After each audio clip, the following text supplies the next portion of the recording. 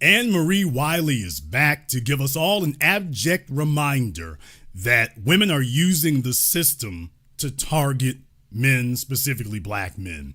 And you might think that this video on your screen is a little bit malevolent, but I assure you by the time I give you all the facts and information, you will not feel that way, and a bunch of people with wrong conclusions will feel differently also.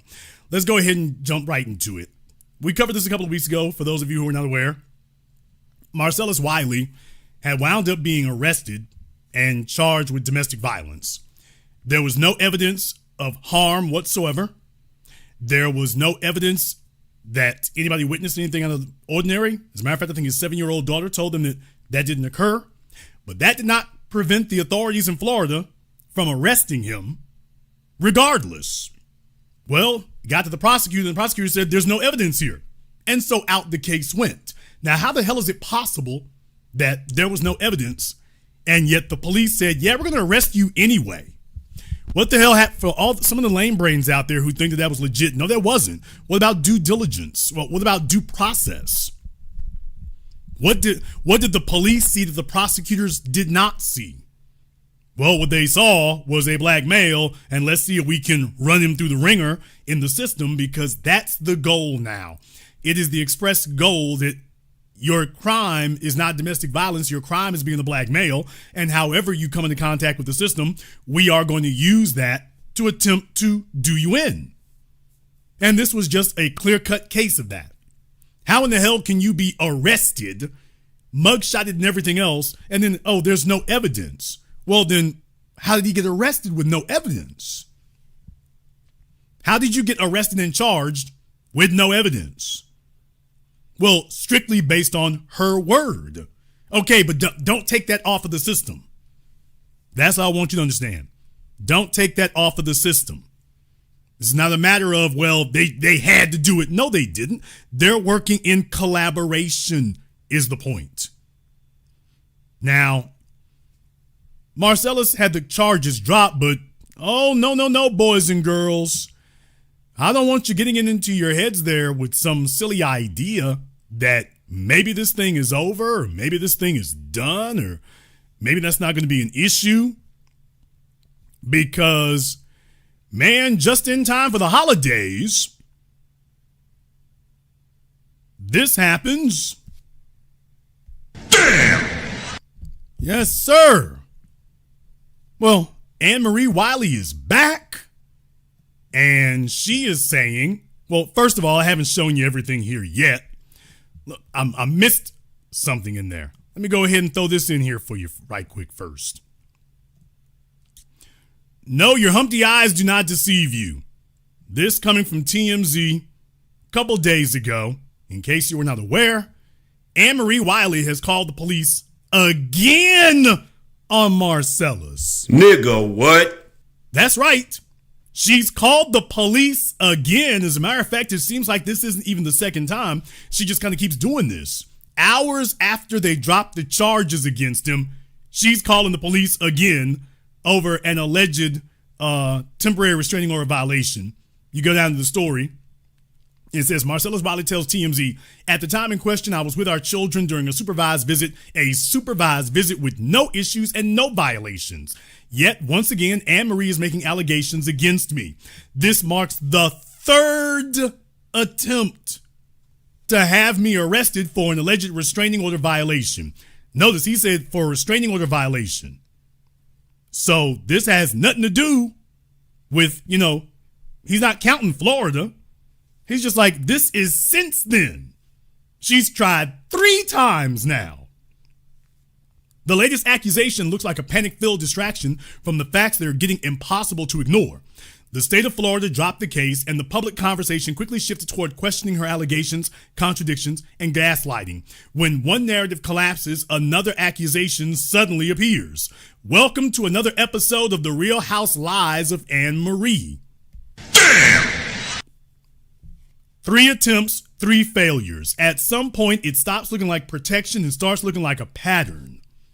Hashtag Anne-Marie fatigue. So, yeah.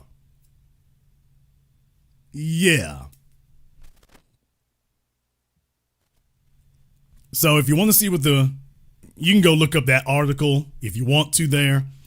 There's a reason why I'm doing that, but you can look up the article if you want to. And so, yeah, that's happened in case you weren't aware. She keeps calling the police. And here's the thing, the police keep allowing it. That's why I want you all to understand. They are working hand in hand. The police keep allowing it. When you keep making bogus calls to the police, you're supposed to be the one getting charged. And he shouldn't have to lift a finger. And yet the system is ganging up together to say, you got it. The police will take her to the side and coach her and tell her, well, we could have done something if you had said this, or if you had said that, or if you could show this. So once it gets more difficult, the cops will start getting there and try to coach you.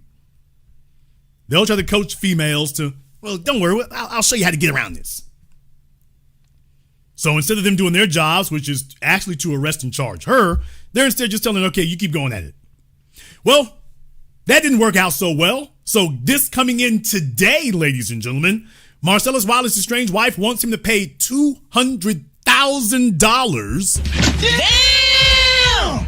Amid restraining order battle. Now, this proves that I actually have the documents. I have the documents once again. So Marcellus, if you're tuned in and listening, you'll find out exactly what she said in there. You don't have to get it from TMZ. You can get it from me.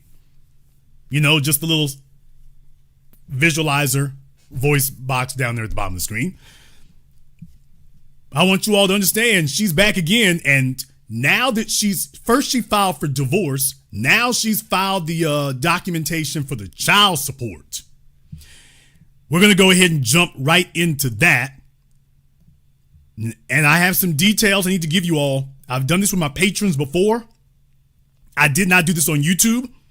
You haven't heard anybody, and once again, nobody else went into these details with it before. I got the documents from Los Angeles Superior Court, which TMZ didn't feel necessary to go ahead and show people. Well, I'm going to show you all exactly what it says, but also that it proves every word that I said was correct with some details that we didn't go into before, except with my patrons. All right, my patrons, if you thought I was wrong, these are her words. Marital standard of living. That's exactly where they start off at, which lets you know, yeah, this is what it was about the whole time. This was about grabbing that damn money. And she's got a grudge. It says, during our marriage, our family enjoyed a high standard of living. Our 3 children attend private school. Participate in extracurricular activities and are accustomed to the lifestyle their father's income has provided. Emphasis on father's income. We reside in the family residence, which is over 8,000 square feet. Damn! And likely worth some $7 million. Nigga, what? Or perhaps more. So let me stop there for a moment. I didn't mention this to you folks before. To my patrons, I went over this. That, by the way, and I'm not putting their information out there. We're not going to do that. However, I know the address. And when you go when you looking into that, I'm letting y'all know. I was like, oh, their house is worth multiple millions of dollars. This ain't no struggle beach. They sit in a place that's worth millions. And I've confirmed that independently. So what she's putting on here, it's a little bit stretched on there, but not very much. I would actually put the number a little bit less than 7, but it could get up to 7. So I just wanted you all to know about the house. People were asking before about those details, and I wasn't saying anything, except I gave you all some hints that, yeah, I know how much it's worth. Yeah, that house is worth multiple millions of dollars. All right, now to get to the good part. The residence also carries a mortgage of approximately $18,000 per month. Intervention! The mortgage, y'all, is $18,000 a month. Over 200 G's a year. So to some of the other folks out there that didn't get it, talking about she's a CRNA and how much money she allegedly makes, and I'm like, y'all think these nurses are balling out of control. Please sit the hell down. Compared to the chick working at Five Guys, they're doing great. People, please stop exaggerating what it means to be a nurse. I didn't say they're broke. I didn't say they're destitute. But there's a bunch of folks out there looking at millionaire lives and thinking that a nurse can shoulder that, regardless of her, quote, credentials. No. If you want that $1 million life, nursing ain't gonna get you there, no matter which lane of nursing you go in. Nurse practitioner, CRNA, anesthetist, whatever, you're not gonna get there. You might have 1 year where you work your ass off, but other than that, you're not gonna be able to shoulder this. So just to let you know, just for the house alone, which they spent millions of dollars to buy it, and the mortgage is $18,000 a month. So let's just put all that make-believe stuff to bed. I know there's a lot of woefully uninformed people out there. Put it to bed. Stop spreading the misinformation. Stop going off of what you guessing. Let's go off of what we know. She goes on to say here that during the marriage, we both drove luxury vehicles, plural, and traveled and stayed at 4-star plus hotels, so 4 and 5 star, which we already I showed you all this before. The children's monthly needs include private school tuition of approximately $13,000 at the Center for Early Education, child care of approximately $5,000 so that I can work. Oh, please. Don't worry, because that's going to come back here in a few moments. In case you think I'm being judgmental, that's going to come back in a few moments. Health insurance for the children of approximately $2,800 and their extracurricular activities, in addition to the approximately $18,000 monthly mortgage on the family residence. Yeah, you said that already. And related household expenses. Our children are also very active in extracurricular activity. You said that already. Do y'all see how much they stretching this in here? They're repeating themselves. This is how desperate they are to nail him and to wring him dry, as they're repeating themselves in the same damn paragraph. You already said extracurricular activities. I wondered if they let her write this herself. Did I mention their extracurricular activities? Extracurricular activities. By the way, there are extracurricular activities. And extracurricular activities. Okay, extracurricular activities is doing a lot of heavy lifting. Our son in particular is part of a travel basketball team, and we travel to locations such as Las Vegas and Florida for him to participate in tournaments. The children's school tuition, totaling approximately $49,328.64, has not been brought current. Rather than pay it, Marcellus has demanded that I contribute 1/2 of it. Okay. 50-50. Although Marcellus represented through counsel that the utilities on the family residence were current, they were not. What? Oh, y'all, I'm just saying. I was talking about this before. That, by the way, if the money is starting to run low. I subsequently learned that the gas bill was not current, and I paid that bill of $1,502.09. Without support orders, I cannot meet these obligations on my own.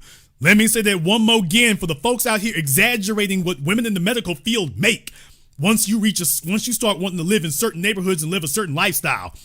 For a regular working class female, yes, you have arrived. You is free.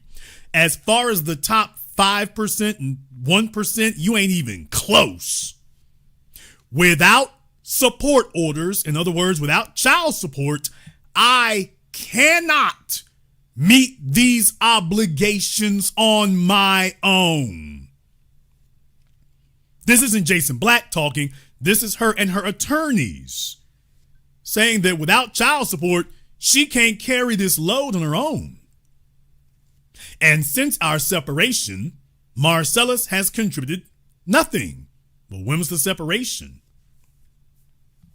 Okay, because it was only a month ago that you got him arrested. So when was the separation exactly? Inquiring minds need to know. I have very little information or knowledge of our monthly expenses or our assets. Marcellus primarily handled the finances and generally kept me in the dark. Oh, please. Marcellus told me that he had a bank account with a high balance throughout our marriage, but I do not have access to that account or statements. So for those of y'all who thought that Miss CRNA was balling, why would she need that? If you really think that she was making $400,000 a year, why does she need to know his finances at all? So please sit down. Just stop it. Next time I tell you this is what it is, sit down, be quiet. This is what it is. And this is for all of them. LA, New York, Atlanta, DC, Chicago, Dallas, Miami, Mars, the moon, Neptune. This is what it is. A bunch of folks grossly exaggerating what they can do. No, you've made it out of the working class rat race, and now you've entered a middle class, upper middle class rat race.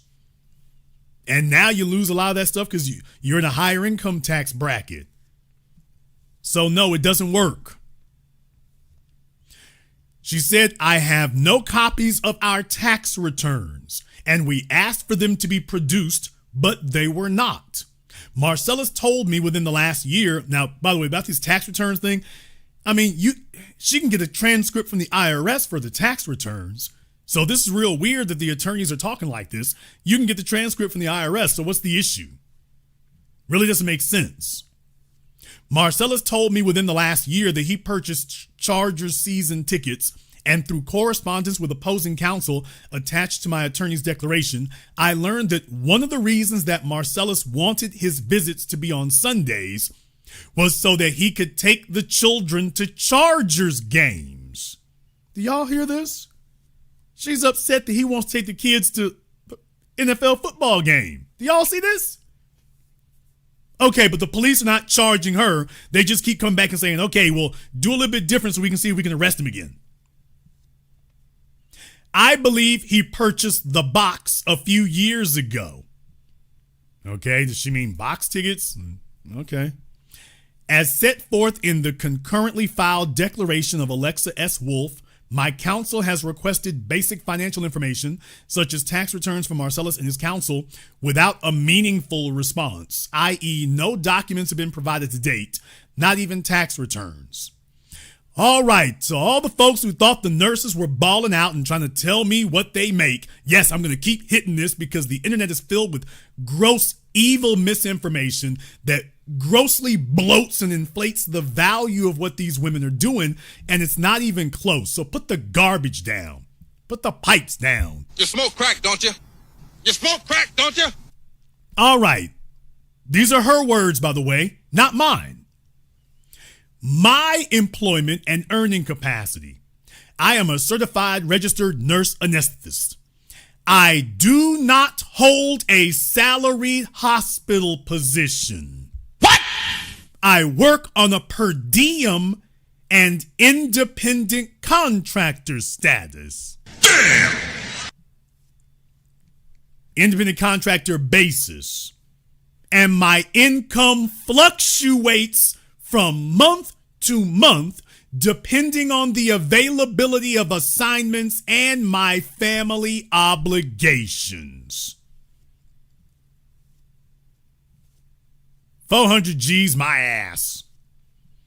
When I started working in 2013 upon graduating from CRNA school, and after I had been working for only a few days, Marcellus was accused of having unconsented sex with my coworker at the staff holiday party.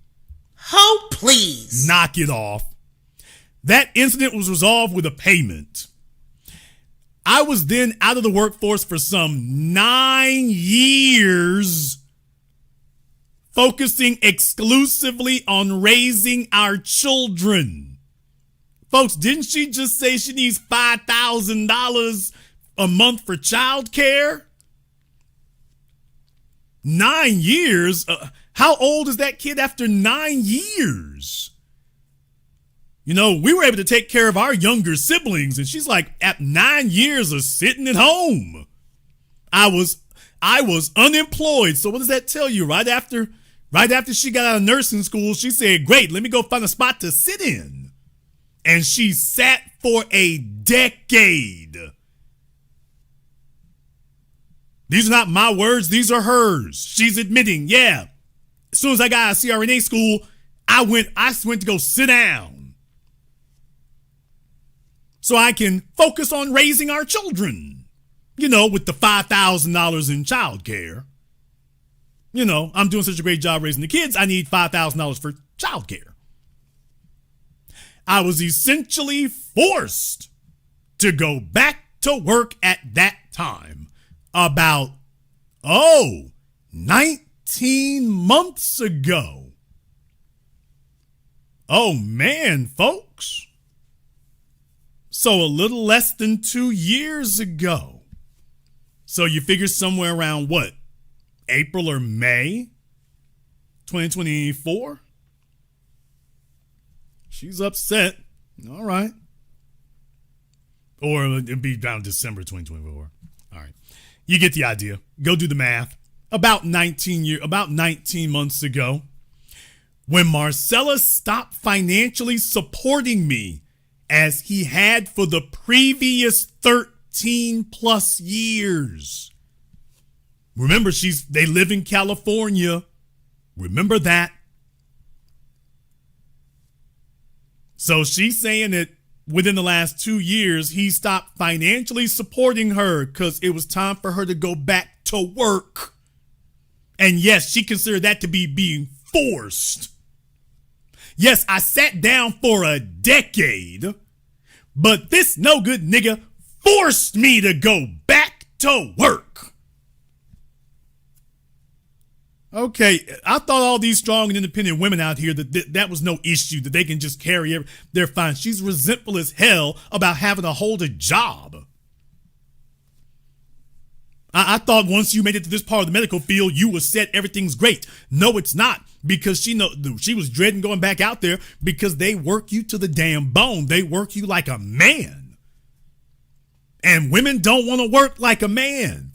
So if you're going to pay for a $7 million house, purchase price is slightly less than that, but you're going to pay for a $6-7 million house, yeah, you're going to be working from sun up to sundown. And she didn't want to do that. She wants to sit at home, fantasize about being a real housewife of Beverly Hills, a stay-at-home housewife of Beverly Hills, go on extravagant vacations to 4- and 5-star resorts, post up on Instagram, drink like a fish. And he's supposed to just pay for everything. And when she needed to go back to work, all of a sudden she's resentful of it. Now, here's the other part she's holding a grudge over. He ran up approximately $100,000 in credit card debt on my personal credit cards, then stopped paying the debt. I'd like to get his side of that particular story. I'd like to find out what he says. He said that was my fault, even though I had not been the one to rack up the charges. Although my gross earnings in the most recent month were approximately $20,924. Damn! Yeah, you folks are going to get enough of sitting up here lying about what these women are making. You're going to get enough of that. Don't worry, the folks who are saying that, they're not going to show up humiliation's a son of a gun. But yeah, her gross earnings, people, gross. For those of you who don't know what that means, who exaggerate folks' incomes, that means before taxes. Not what she actually brings home. She's including everything that she earned before taxes or anything else. Although my gross earnings in the most recent month, so this is up to date, were approximately $20,924, that amount is not representative of a stable monthly income, and it is reduced by required deductions, including approximately $467 per month for malpractice insurance and professional dues. As stated, I was out of the workforce for approximately 9 years in order to serve as a stay-at-home mother to our 3 children. And I cannot, on my own fluctuating income, maintain the children at the standard of living established during the marriage. I think you mean you can't maintain yourself at the standard of living established during the marriage. And deal with it, nigga. I think what you meant to say was that you can't maintain yourself at that standard of living with wine in one hand and a Fendi bag in the other and a bunch of irresponsibility on your backside. So as Tyrese said, you have a bunch of women out here now attempting to convert child support into alimony, or at least to try to use that as their shield for it. My intention before this divorce occurred was to enroll in a doctorate program, which is a 12-month course and costs approximately $36,000. Okay, y'all gonna quit lying about what these nurses are making. You're gonna quit that. In her Tesla Model X. All right, here she comes with the pocket watching. Respondents' income. Marcellus is a former professional football player and a sports media personality. Based on what I do know, his income and earning capacity substantially exceed my own. He has had a $2 million per year contract, and I do not know if he still does. He has had a $2 million per year contract, and I do not know if he still does. I do not have a comprehensive understanding of his finances, as I have had very little access to that information, and he did not willingly disclose that information, if at all, during marriage. I therefore request that the court determine his income for support purposes based on the evidence presented, impute income to him as appropriate, and reserve jurisdiction over support retroactive to the date of filing. Now, listen to this next part, because it doesn't matter whether you're Brittany Renner or Anne-Marie Wiley. This part right here is going to sound damn familiar, isn't it? Need for contributions towards attorney's fees and costs. I cannot afford the attorney's fees and costs that will be necessary to litigate this matter. Damn! Particularly the upcoming trial on my request for a domestic violence restraining order. Silver bullet, anybody? I paid $15,000 to retain my counsel, Brock Gross Fishbein LLP, which I funded by credit card. So you mean to tell me, even with all the months, maybe years that she has had to prepare herself to go do this, at no time, she still was not able to get the money together in cash, people? That's my point. After all this time, she was still unable to get the money together in cash to go do this. She is still living off her credit cards. She made $20-something thousand a month, $20,000 a month last month, and is telling you that, by the way, yeah, she had to put the attorneys on the credit card. You want to know what she's mad about? You want to know what she's really angry about? Yeah, that she used to just tap Marcellus on the shoulder and got it taken care of. And she cannot cover the life she's living on her own. If Marcellus pulls out financially, she sinks. So now she's like, okay, let me see if since Marcellus has stopped giving me money for the last 2 years, You, Miss Strong and Independent, can sleep with other people. She's strong and independent, can go sleep with other people. Okay, he stopped putting on the bills, and she immediately started sinking. Okay. Marcellus was and is clearly the spouse in the superior financial position and has far greater access to funds than I do. How do you know that if you haven't seen his income, ma'am? And you're claiming he hasn't paid for things. So how can you say that? That through my counsel, I requested a contribution of $35,000 toward my fees, which Marcellus refused. Folks, can you imagine somebody lying on you to get you arrested so they can get the jump on you in divorce court? You want to talk about somebody who's so malicious and vicious as that? Can you imagine someone doing that to you and the system gleefully obliging them and aiding and abetting, knowing what she's doing is false and phony, and they're just like, yeah, this is what we do to you. And then this person has the gall to say, and I want you to pay for my attorneys. Yeah, I've lied on you to get you locked up in the first place. And now I want you to pay for my attorneys to make it easier for me to victimize you. That's literally what she said in this document. Now, I want you to pay for me to do that to you. The request has now increased. That request of $35,000 has now increased. Marcellus has retained experienced family law counsel to represent him. She sounds upset that getting him locked up didn't prevent that, which we all know that was the play.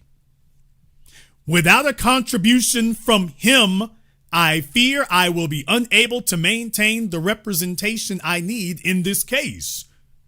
The specific fee amounts are set forth in the concurrently filed declaration of Alexa S. Wolf. That's her attorney. Well, why don't we go ahead and see the declaration of Alexa S. Wolf. Sounds like one of those Hollywood B movies. All right, I, Alexa S. Wolf, hereby declare and state the following. I'm an attorney licensed in California. I'm helping this chick sit up here and pull this thing that she's doing. And I want the court to go ahead and go along with it. Okay, that's my commentary. Oh, was that me? Okay. All right. She's talking about an associate attorney. Her hourly rate's $5.25. So you got paralegals getting, I'm not saying that's paralegal, I'm just saying. You got paralegals and associate attorneys getting as much as damn near as much as the partners. Crazy. All right, fees and costs to date. Yes, I read all this beforehand. Petitioner, that's Marcellus Wiley, paid my firm an initial retainer of $15,000, which she funded by credit card. So her attorneys know that she walked in with a credit card, a wing, and a prayer.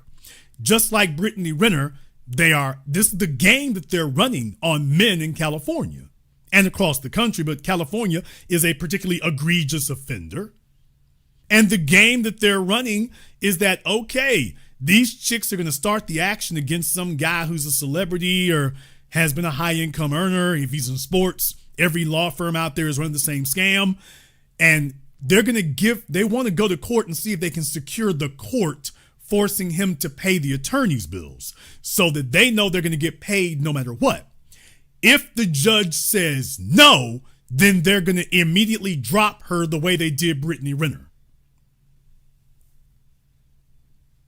So I want you all to understand how this goes, how the play goes.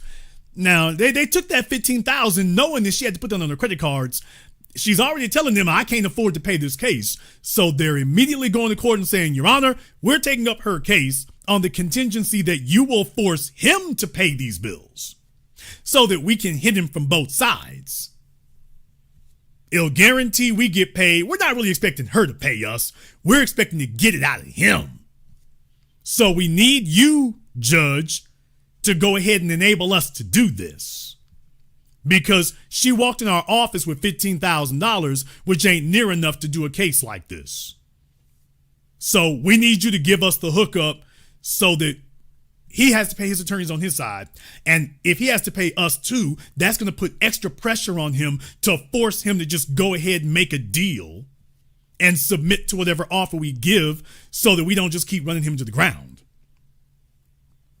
So let us get in his pocket so that we can really crank up the pressure. Now it says, petitioner paid my firm an initial retainer of $15,000, which she funded by credit card. The initial retainer has been completely exhausted as of the August 2026 bill? What? Folks, didn't she just file for the damn thing in July? So are they saying that they blew through $15,000 in a month? As of August 12th. Remember, she got him arrested on July 4th. Remember? And then on the weekend of July 4th, when they got to Monday, these attorneys had already filed the divorce, remember? Okay, so it's barely been a month and a week, and they're telling you that we've already spent the $15,000, not just that it's all gone. My office has been paid $15,000 and is owed $9,011.75. Damn!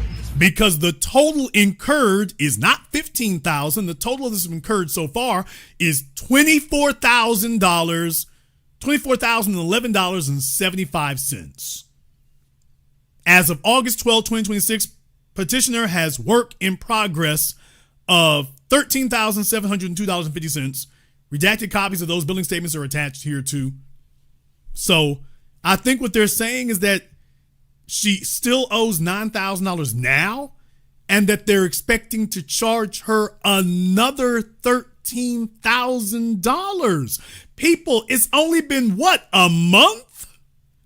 What have they done? She needs to get a statement from them to say what the hell they did.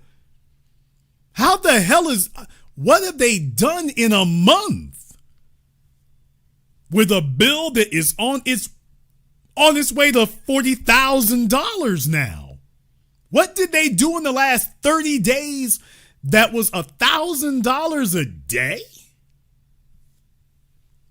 $1,000 a day.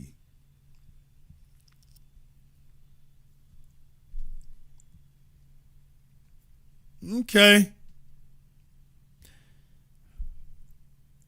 This is a high conflict matter. It is now because Anne Marie made it that. And you attorneys in the government sit up here and promote and encourage them to do this. That, hey, if you can do some really slick, evil stuff, we'll back your play. So yes, the system, particularly the lawyers in the government, get together and collaborate with females such as this to turn these as evil as possible. That's the whole point. If we can get you in criminal court and family court and civil court all together, the system is like, hey, roll in the money.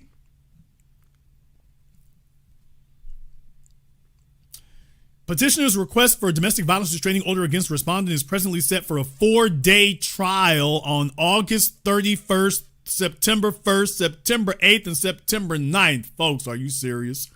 In addition to the restraining order, this sounds like her attorneys coached her through what to do because this is supposed to put pressure on you. In addition to the restraining order, this matter involves the custody of the party's 3 minor children. Petitioner presently has sole custody and sole legal and physical custody, with respondent limited to professional monitored visitation, child support, spousal support arising from a marriage of long duration, and attorney's fees and costs. The trial will require the presentation of documentary and testimonial evidence, including photographs and social media materials. These issues are complicated by respondent's failure to provide basic financial disclosure as described below. So I want to go down here to the meat and confer efforts. Before bringing this motion, I made repeated good faith efforts to resolve the issues of the children's tuition, the payment of the family's expenses, and a contribution toward petitioner's legal fees. Tell me, I made a good faith effort to tell you that you need to pay all the family expenses and that $40,000 that we just racked up in a month. You need to pay for that too, Marcellus. And to obtain basic financial information from respondent. Respondent substituted in new counsel on or about July 21st, 2026, beginning July 22nd, 2026, I wrote to respondent's counsel and requested a $35,000 contribution toward petitioner's attorney's fees without prejudice to further requests. So walking in the door, this law firm is just sitting up here running up the meter. Can't tell that they actually did anything, but they're running up the meter. And what that tells you is that they sat down and talked to her and said, don't worry, you just give us a beginning retainer so we can get started. The only paperwork that we're going to file is with his attorneys. Only paperwork we're doing right now is to get the court to get to his attorneys through the court to get him to pay our bills. So far, that's the only thing I've seen that they've done is nag the other attorneys to pay her bills for a woman making $20,000 a month. Let me say it again. For a woman who demanded sole legal and physical custody, makes $20,000 a month, and she's saying, yeah, go see if you can get his attorneys to pay me. Advised that the children's private school was owed approximately $49,000 in tuition and asked respondent to confirm that he would bring it current, and asked respondent to confirm that the mortgage and all utilities on the family residence were current. Now, you all know you don't talk to the ops. On July 24th, 2026, respondent's counsel responded that the utilities were current, stated that the respondent did not agree to any fee contribution, and rather than confirm payment of the tuition, questioned whether petitioner had already paid it. Remember, from the previous documents, she said she did. But okay. Questioned whether petitioner had already paid tuition and stated that respondent did not want to, quote, double pay. Well, yeah, duh. Respondent's counsel did not answer whether the mortgage was current at the time. So what does this tell you? Anne Marie really, really, really wants that house because that's her identity. The 8,000 square foot multi-million dollar house that she was stunting on television for. That is what really comes at the heart of this. What's really at the heart of this is grabbing that particular tangible. Let me get that house. Force him out, crank down on him financially, force him into a bad agreement, and more than anything, let me get that house. That's my trophy. That's my prize. Let me get that house. Oh, yeah. And make him continue paying for the home. What? Oh, yeah. After you all give me the house, make sure he continues paying for it. Even though I'm demanding to no longer be his wife, I want the system to still treat me like the wife. I want wife benefits whether I'm still his wife or not. Now, that's a wicked system to be in, isn't it? No one is telling women, you know what, you should perform wifely duties, cooking, cleaning, and anything else, even if you're not, because that would be an emotional hardship on him to have to go find another female. So since you're breaking up the marriage, he would be financially obligated. Okay, you're still physically obligated. Otherwise, that puts him under emotional hardship. And we can't have men under emotional hardships. Can we? Respondent's counsel did not answer whether the mortgage was current at that time. I replied that the outstanding tuition was the amount due for the coming school year and that the children would lose their placement if it were not paid. And I again asked whether the mortgage was current, how much respondent had paid his own counsel. Really? And the source of those funds. Oh, please. Do y'all hear this?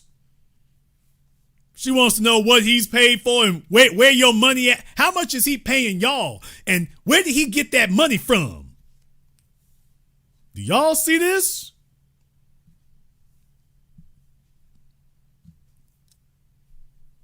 I want to know who the bonnet wearing hood rat hoe is who's going to say that this is legit.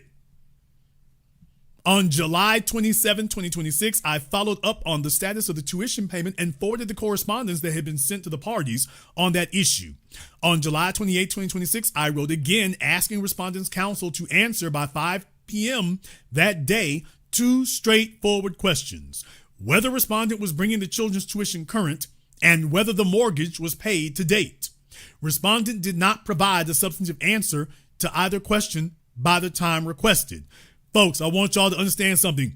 And for my divorced people in here, do y'all notice that Anne Marie is going nuts about that damn mortgage? You know what it sounds like to me? It sounds like to me that she is worried that Marcellus is going to stop paying the mortgage and that the house is going to get foreclosed on while they're slugging it out in court. Now, that's what it sounds like to me is the obsession. She is worried that Marcellus is like, man, damn that house.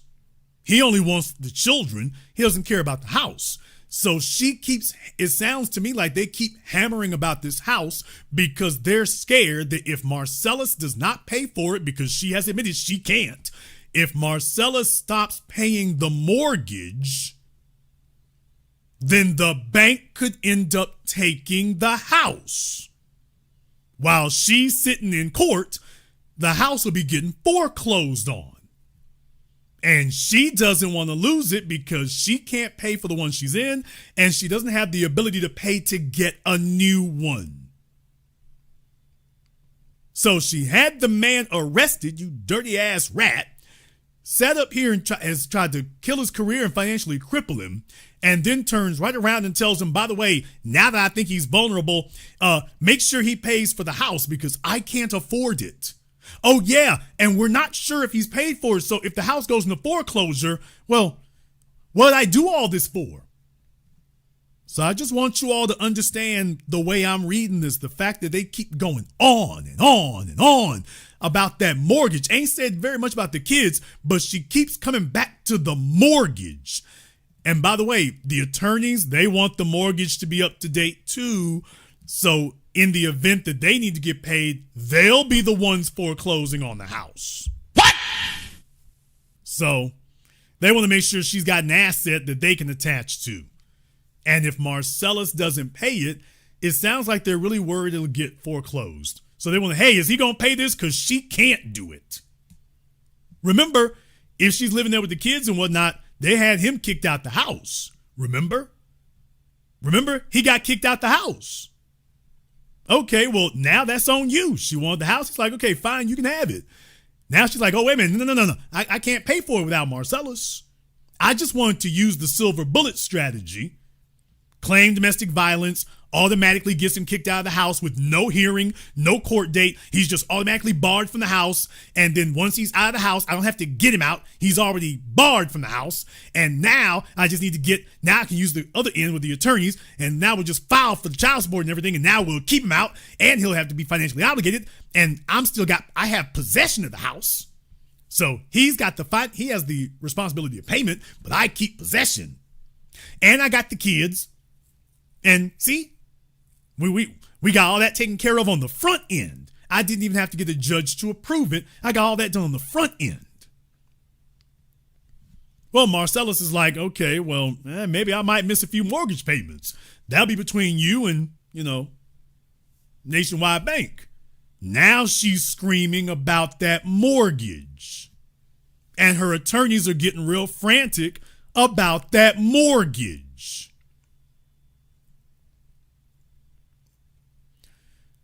They go on to say here, respondent did not provide the substantive answer to either question by the time requested. Moreover, although respondent's counsel had represented that the utilities were current, as set forth in her declaration, petitioner subsequently discovered that the gas bill was not current and paid that bill herself. Rather than pay the children's tuition, respondent has demanded that petitioner contribute 1/2 of it. How is that unreasonable? When I asked how much respondent had paid his own counsel, by the way, folks, y'all see how they just breezed by that? There's no law that says that he has to pay all their tuition, nor is it unreasonable for him to say that she pay half of it. She's a high income earner herself. So you saw how they just blew right by that. Respondent demanded that the petitioner contribute one half of it. They blew right by that. When I asked how much respondent has paid his own counsel and the source of those funds, Mr. Monahan represented that his firm had been paid $0.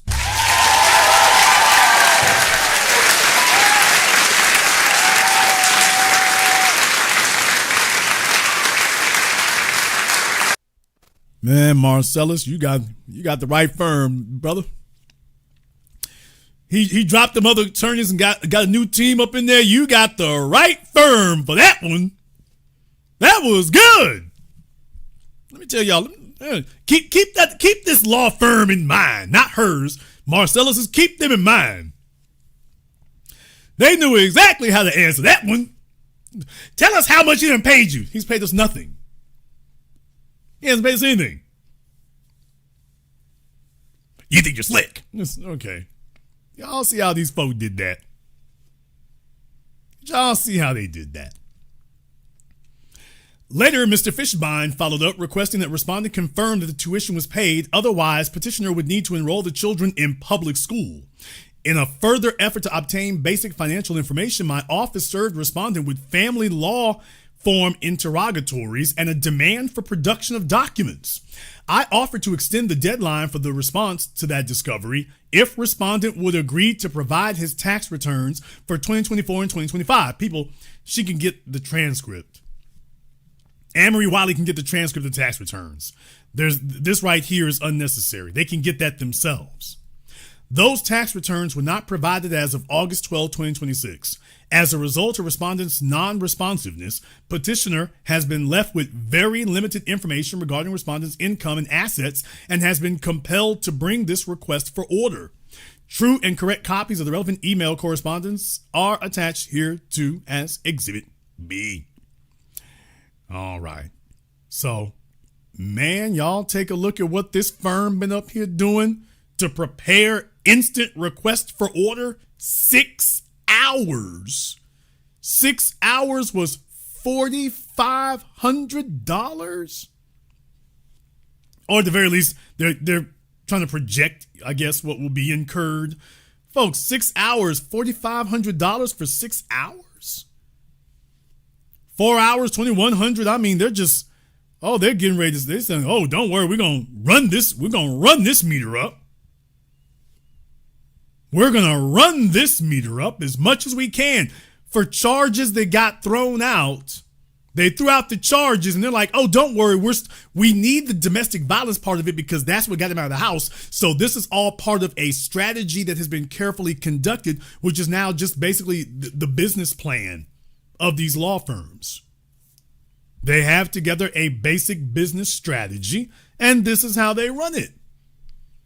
So yeah, we're going to hammer you from all sides and keep you tied up in any place we can and hopefully get the judge to say that you have to pay for all this. So all of this just basically puts you in a position where now you're just scrambling to get out from under it because the system has decided to go in on you. So yeah, just wanted y'all to know they're already preparing for hundreds of thousands of dollars. This is the anticipated costs. They're already planning and scheming to hit up Marcellus Wiley for $200,000, people. They're already getting ready to say, by the way, we're already prepping and planning to hit him for $200,000. Unless the judge tells Anne-Marie that she's got to start paying for this. If they do, all of a sudden, these wonderful attorneys are going to become completely unconcerned about her case and say, heifer, you on your own.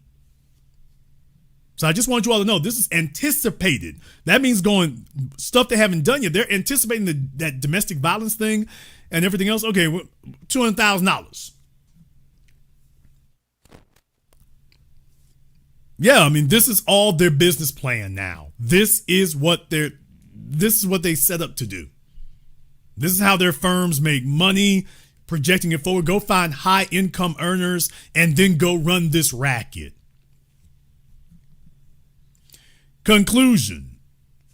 Based on the disparity in the parties' respective access to funds and respondents' superior financial circumstances, how can they say that when they have not confirmed that? They literally spent all this time saying we don't know what his income is, but they're claiming it's superior.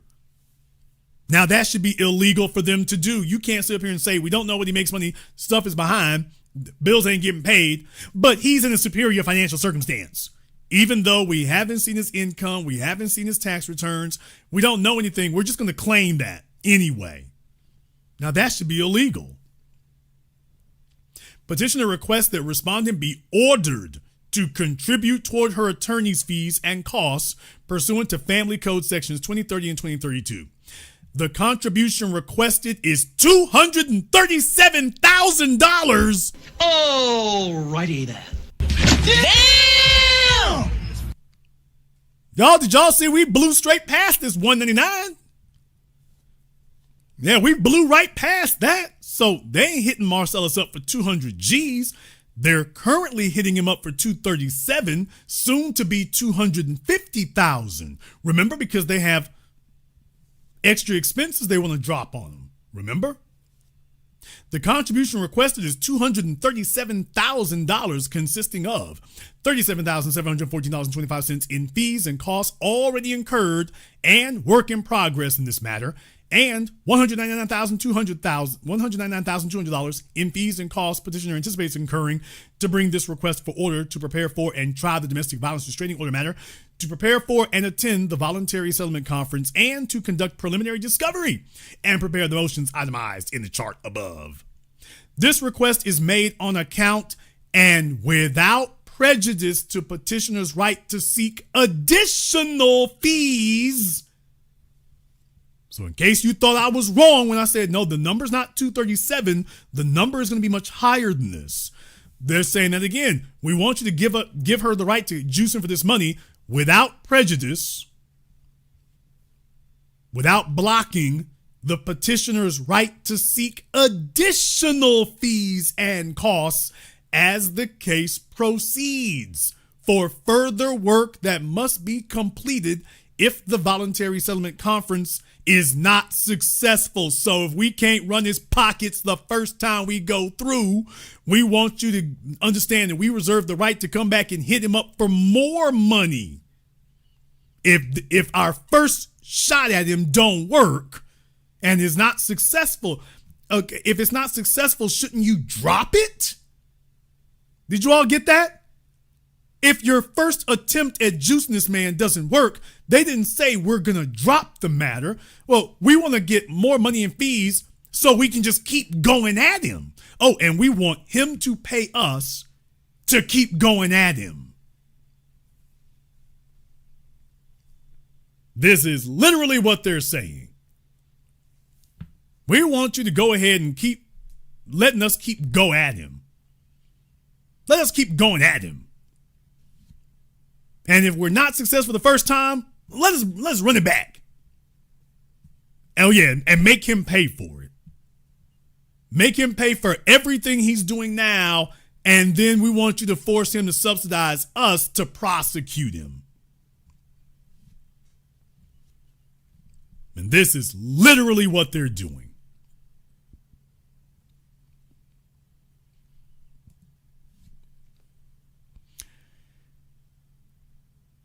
First of all, let me go ahead and address this. I talked about this last week about the female doctors. Man, if y'all don't sit the hell down with this stuff. I said this then. I would just go ahead and reiterate this because you get so much bad information from everywhere else.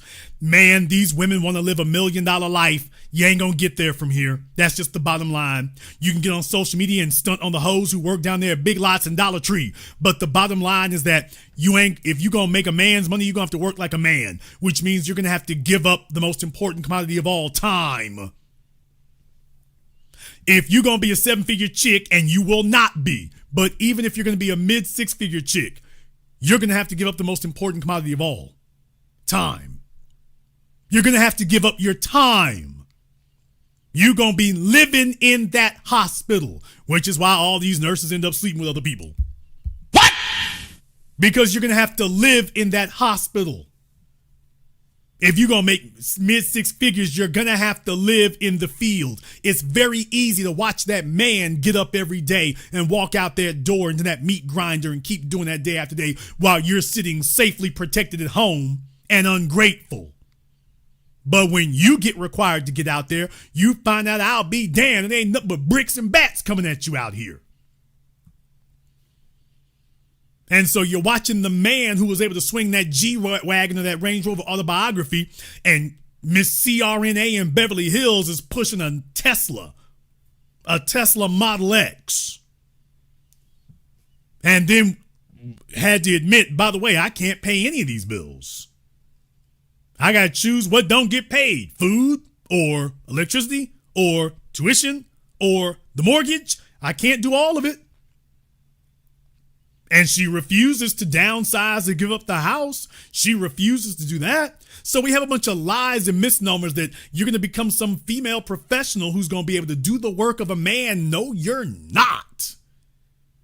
Because you do not want to give up the time. You can go make all the Instagram posts and TikTok vlogs you want to. You're not going to give up that time. What good is it for you to work your ass off to make the money and you'll be robbed of the time? You'd rather that the men sacrifice the time, which is the whole damn goal. Get the men to give up the time and you sit back and reap the rewards. And if he burns himself out, oh well, so what? And this is literally the mentality today. So when you sit up here scraping and scrambling to find some career that you think can approximate what men who work 80 hours a week can do, sit your ass all the way down. Sit your ass down. You're not doing that. You can put up all the TikTok reels you want to. You don't meet these people in real life because it doesn't exist. I didn't say they can't make the money. I reiterate again, if you could make the money, you will have to give up your time. And what did Anne-Marie Wiley just spend all those papers documenting for y'all? She's upset because she had to give up the time. She was happy sitting at home because, quote unquote, sitting at home represents I have my time to myself. And we saw what she did with her time. She called up other luckless, low-life ass females who were cheating on their husbands, and they all sit around drinking and whatever in the hell else they're doing and shopping and spending the man's money. That was her profession. I'm a stay-at-home wife. Women interpret stay-at-home wife or stay-at-home female. It doesn't have to even be a wife. Stay-at-home female means that your occupation is spending the man's money. And now they believe they have a God-given right to your money. And that you should get literally nothing. So that's what you're dealing with here. So that anybody who's lied to you and grossly exaggerated what these females make and what they can do with it, I have always told you that's not what it is. To remind you one more again. To anybody who disputed me about these, when I put these tables together for you and show you what these numbers actually are. Actually, that's not the right number either. Here's the right number. Yeah, I mean, no. The cost of every damn thing else has gone up. And you hear some highfalutin fancy sounding title because you're used to hearing about CNAs and LPNs and RNs, and then you hear about something else and you think, ooh, that's really big. No, it's not. Not comparatively speaking. Not when you're sitting up here trying to make high six-figure money. No, it isn't. And the only way to get it is to work your ass off. The only way to get it is to give up your time and give up your life. You know what the man does. And so Anne-Marie Wiley was told that's what has to happen. She was told she has to give that up, and she showed you on her Instagram that ain't what she about. She wants to style and profile and stunt, but she does not actually want to have 80-hour weeks. She doesn't want to do that. She wants to have her time to herself. And now she's trying to get the court to impose that. Because Marcellus let her try to wing it on her own and everything immediately fell apart. We're driving luxury cars. A Tesla Model X is not a luxury car. Nigga, please. Marcellus is sitting with the kids in the Maybach van and she's sitting in the Tesla Model X. I told you all, I said this before. You didn't have to like it that I said it, but it's brutal reality.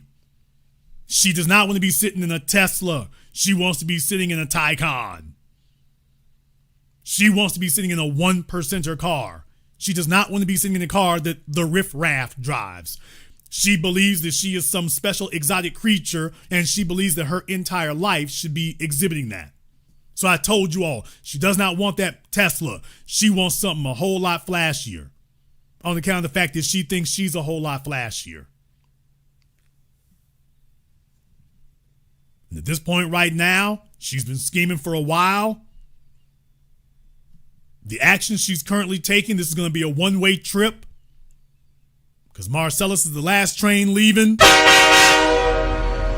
And there's not going to be another 7-figure man after you run a fella through the court system like this, as dirty of a dog as you've been. There's not going to be another 7-figure man who's going to let you sink your teeth into him. So she's going to have to take him for everything she can get, because there will not be another one. This was it.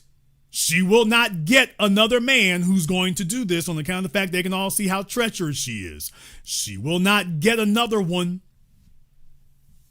There won't be any others. So yes, she's going for the jugular with her dirtbag attorneys to see how much we can juice you for. Because this is going to be it.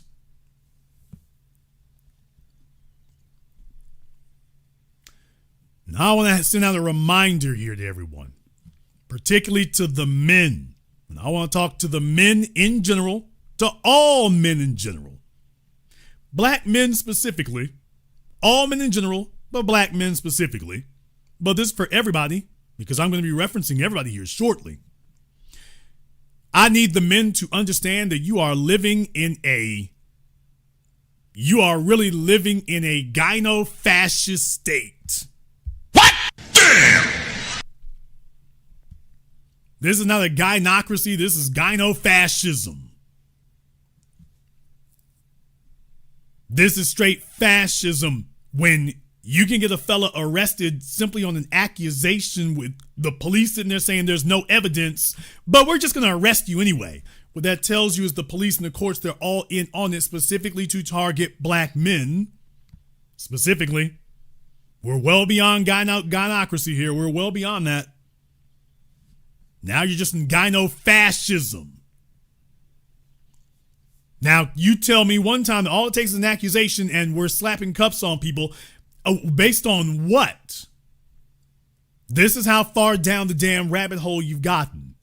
And you have a court system that is filled with a bunch of people who are very hostile towards black men specifically. So any allegation that makes it to them, they're going to try their best to see if they can get something to work. Even if it doesn't work, let's see if we can smear you. Michael Irvin, Stephon Diggs, we can go down the list. They know that these women are lying. Remember, these folks do this for a living. They know these women are lying. They know that these charges are bogus. They're doing it anyway because they are holding hand in hand. They send out these particular types of females. And yes, there's a lot of black females who do that. What? Just reporting the news. And they're looking for the ones who are going to collaborate with the system and be the handmaidens of these demons. They knew that Stephon Diggs did not do anything. They knew that Stephon Diggs was not guilty of anything. They knew that chick was lying. If the jury kicked that case back that quickly on Stephon Diggs, folks, that tells you the prosecutor knew that that case was bogus. But do you understand that the court system and politics and the media, those are not run by or controlled by alpha males? I've told you this now going on 2 decades. Alpha males aren't in the court system or the media or academia. That's where the limp-wristed betas are. That's where the hater betas are. You take a look at a cop out there, he's pulling up to Marcellus Wiley's place. It's like, okay, this is a multi-million-dollar house right here. White supremacy ain't worked out for him. What? You're taking a look and he's like, okay, this nigga living too lavish. You're down there in Florida. You recognize him. He was like, I'll be damned, it's Marcellus Wiley. Everybody's dropping on him. Everybody's congratulating him. Let me see if I can take this nigga a peg or two down. Let me take him down a peg or two. He's looking at his cop salary, or the judge is looking at his judge salary, and it's like, you might not be broke, but you ain't coming nowhere near him. So let me see if I can just do that. Well, I've got some authority here, so let me see if I can use that instead. Because they take a look at him and realize that he's beat you not just with women, he's beat you at life. He has beaten you at life. You have all those advantages in this capitalist system that gives preferential treatment to white men, and you're still sitting up here light years behind him. So the police and the prosecutor get together, okay, on some Jack Johnson stuff. We're going to just target him. Stephon Diggs, you know what they hated? You know what they hated there? The prosecutor's taking a look at his damn life. He's looking like Stephen Miller. What? Some noodle neck alienation geek. And you looking at Stephon Diggs. He's got a nurse. And they talked about the damn chick who, I don't know what the hell she was doing in his house. I mean, but he has a nurse and a stylist and a housekeeper and that chick who was cooking but not cooking nothing. And he had all of them in the same house and was sleeping with all of them. Damn! You think they're not jealous as hell about that? He's not doing the Andrew Tate goofy stuff, posting up videos with them. He's like Tiger Woods. Y'all know he running through all of them. They're all lined up and they're all model citizens except that last one. And they're all waiting their turn. The prosecutor has never in his life had that, and he never will have it. You damn right he hates your black ass. He goes places and tells chicks what he does for a living, and it's like, they ain't looking for him to even offer a ticket. You take a look at how Stephon Diggs is living, and it's just like, he's living life on cruise control. He's living life on cruise. You're damn right. The police and the prosecutors are angry as hell. They're looking at these kind of fellas and like, I'll be damned. Let's just trump up something. It just ain't right that you got it like that. It ain't right you got it like that. So then they start targeting you.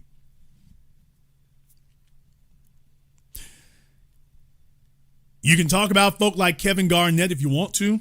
You can talk about what the system does or what it doesn't do, but there are some people who are responsible for this. And first and foremost, I'm going to lay this at the feet of the so-called high income earners. What? Damn! Let me explain something to you fellas, y'all niggas. Now, I did mean what I said right there. And deal with it, nigga. When he called us niggas, I sure did. Y'all niggas been sitting back for decades playing the plantation bucks. You all are sitting up here spending millions of dollars on slutty ass hoes. Meanwhile, the court system has been left unguarded to target you.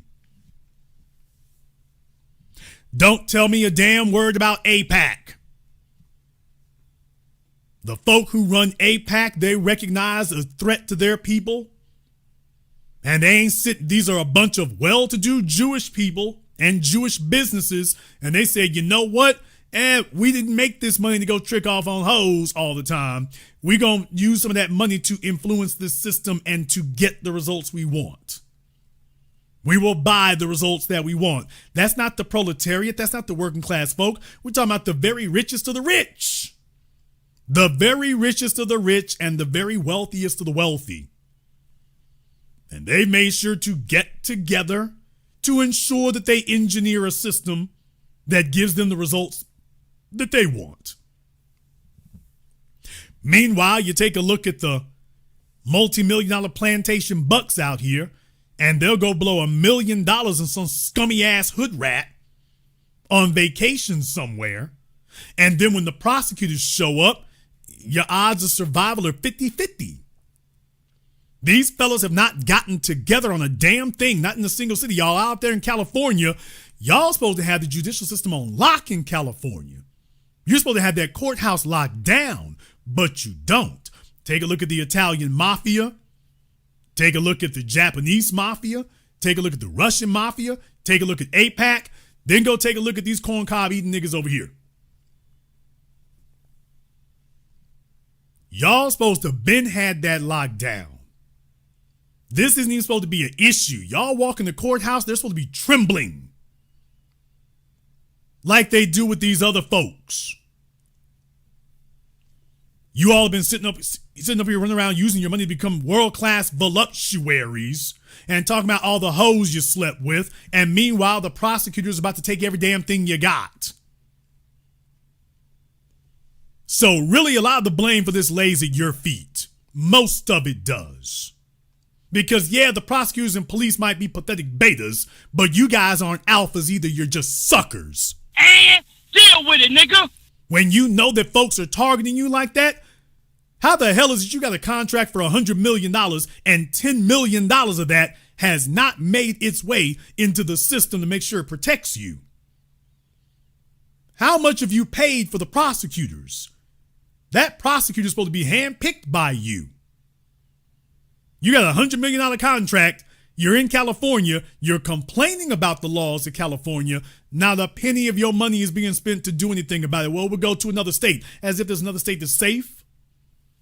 As if you're going to be safe somewhere else. Well, we got away with it this time. Well, yeah, this time. But in case you didn't notice, that's not the flex you think it is either. These guys have sat out here with their illicit relationship with a ball for decades now.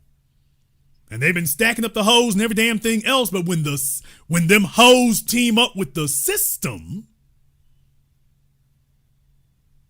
now they'll sit up here and play this bull crap, but when them hoes turn around and gang up on you with the system, then all of a sudden it's a whole damn different thing. So don't tell me a damn thing about somebody getting busted down in court and hit with child support and hit with alimony. I'm like, okay, I'm counting $100 million contracts out here, and you guys can get together and go buy $1 million in stupid cars, and not a penny spent to subjugate this wicked system? And you'll complain about the other folk who do get together and say, damn it, if there's going to be a system, we going to run it.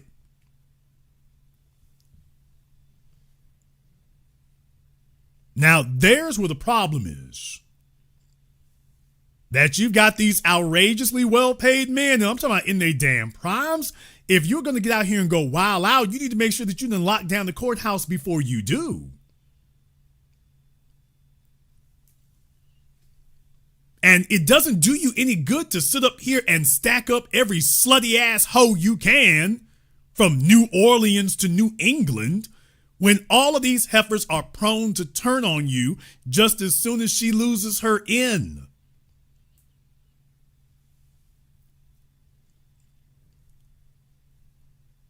We shouldn't have to run down a damn laundry list of names for you niggas to take the threat seriously. You've had enough of them done. At some point, evolution is supposed to take place where you clunk your heads together long enough to realize, hey, we need to do something about this. Hey, why don't I, that next $50 million contract I get, why don't I take $1 million or $2 million of that? And, you know, this politician over here is very hostile to us, so let me put $1 million into this and get his ass on up out of here. And put somebody in there that we can work with. Okay, we don't have to buy the whole damn nation. You live in Los Angeles. Okay, we'll start in Los Angeles. They're not doing a damn thing except seeing how many mixed chicks they can go lay up with right before she decides to turn on your ass. And so you sit up here and end up going to court fighting for lawyers to try to reduce what you're going to pay when in reality you never should have been there in the first damn place. Ain't that right, Epstein class? What? Damn! Them cats don't go to court. I'll leave that there. They grabbed Jeffrey. Okay, what about everybody else? You can say they got Jeffrey. Okay, what about everybody else?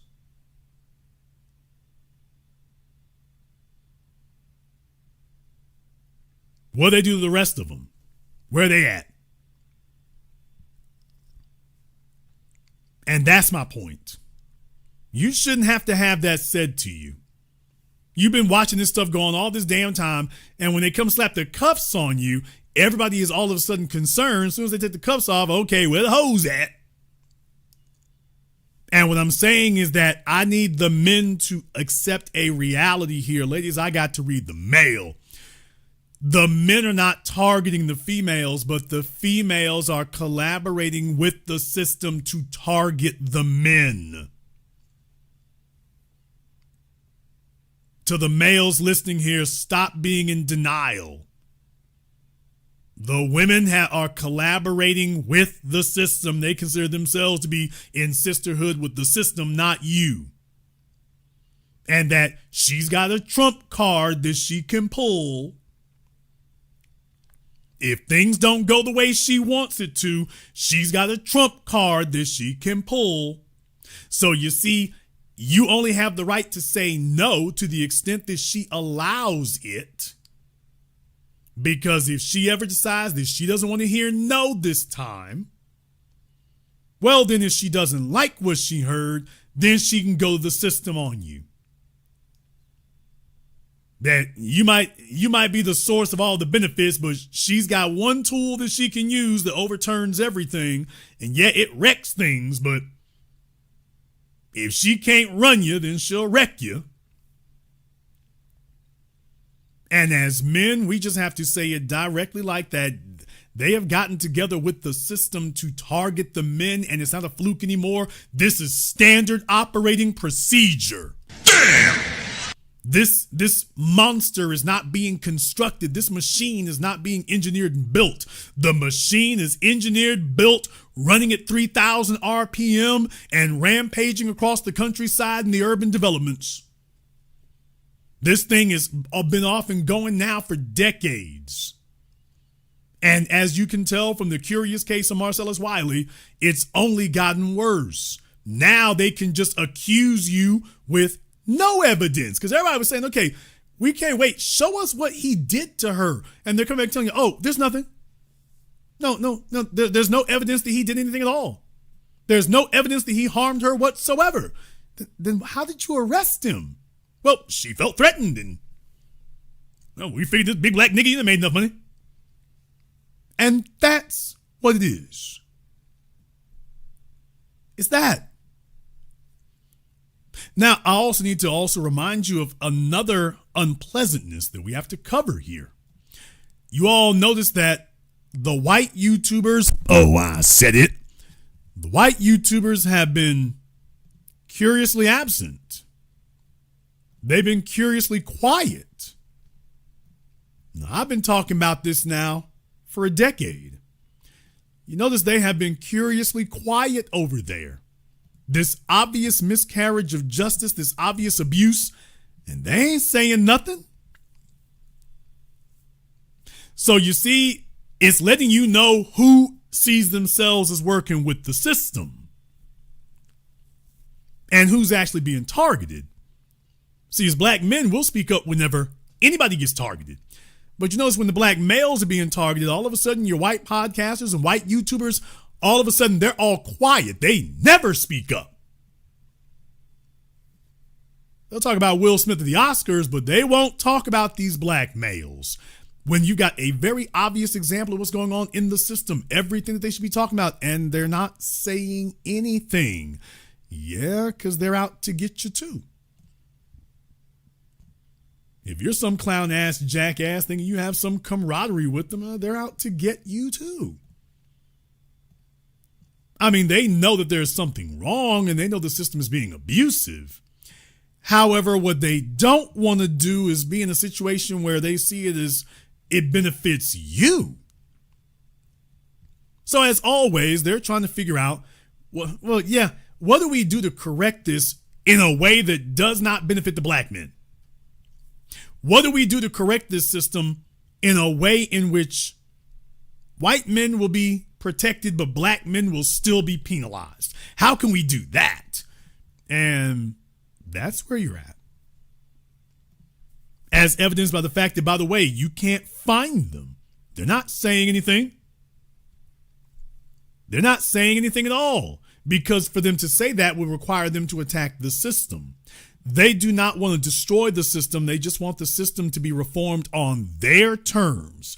But their terms specifically require that you still be penalized if you're black. So that's why it gets really weird.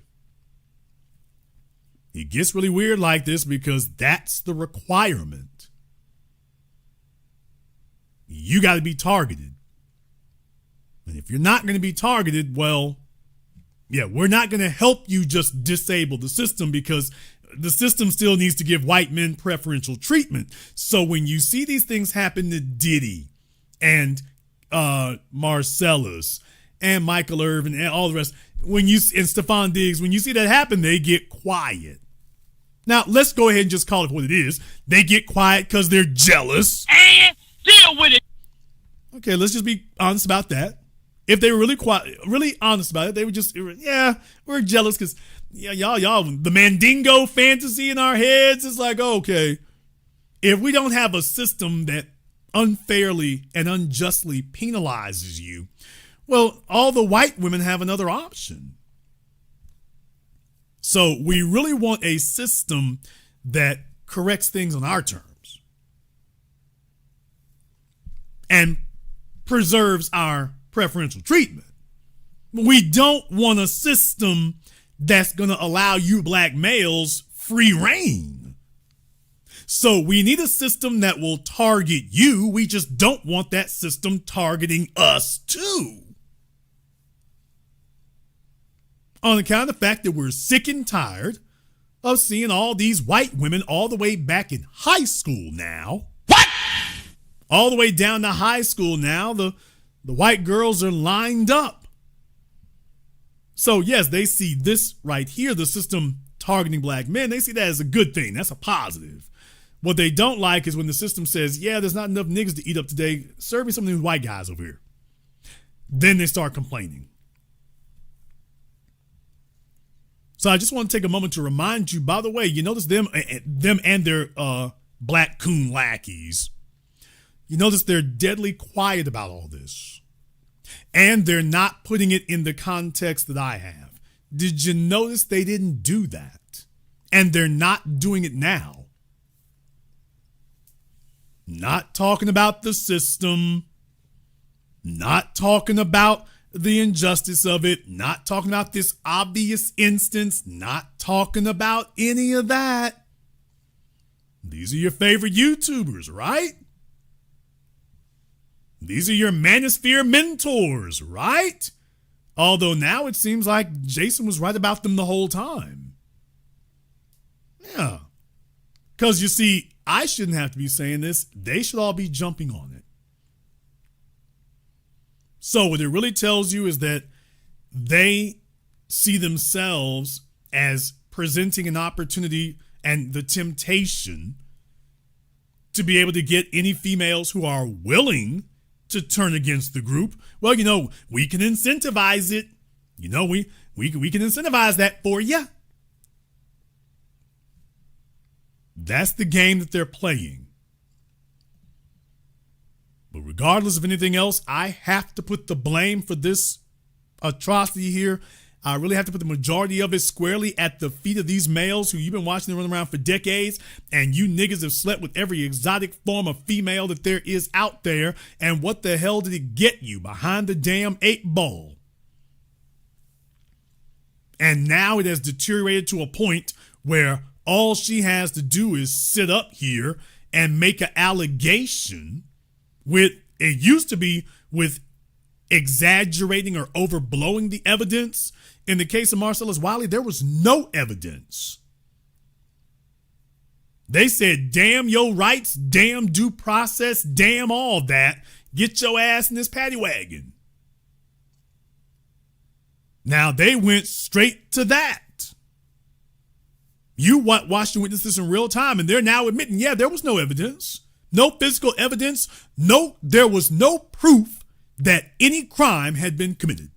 None. Not a thing. We're arresting him anyway. Now, is anybody going to call that type of judicial overreaching and abuse woke? There's another question for you, by the way. Is Rolo and the rest of them going to call that woke?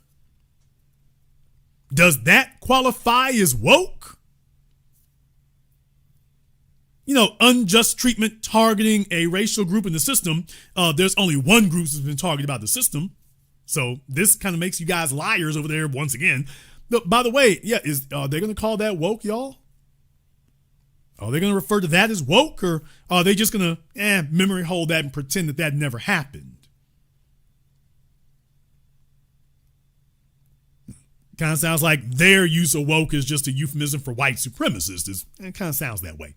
In any case, I want you all to understand here that the athletes could have done something, the celebrity entertainers, the rest of them, but they're too busy getting snorted up on coke. They're too busy. Remember, they're usually just a bunch of oddballs, just to say it like that. They're a bunch of oddballs and weirdos, which is the only reason that they're allowed to go get a contract, because you can't get a contract if you're not an oddball and a weirdo. You know, if you're a person who actually doesn't have any of these mental defects or emotional defects, and you can't really stay in there. They get the big contracts to the big dummies. And by that, I mean the big idiots who, not a whole lot going on. They can't really focus very well. They're really dealing on a primal instinctual level. That's all they really do. They can run around with a ball and then go run around chasing females. And then they're a sitting duck for everything else. So you don't have to worry about liquidating their wealth. They're going to open up an avenue for you to do that at some point. At some point, they're going to open up an avenue for you to go ahead and do that. So they select these candidates. I don't give a damn if you can do the 440 in 2 seconds.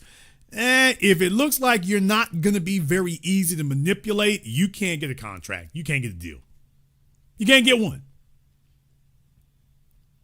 So I lay the blame for this, as far as being proactive, squarely at the feet of these dudes. Squarely at their feet. Because this shouldn't even be an issue. With the amount of pressure that they're under and the amount of targeting they experience, and I have to remind you all, they talked about this during the Stephon Diggs case, and it's true.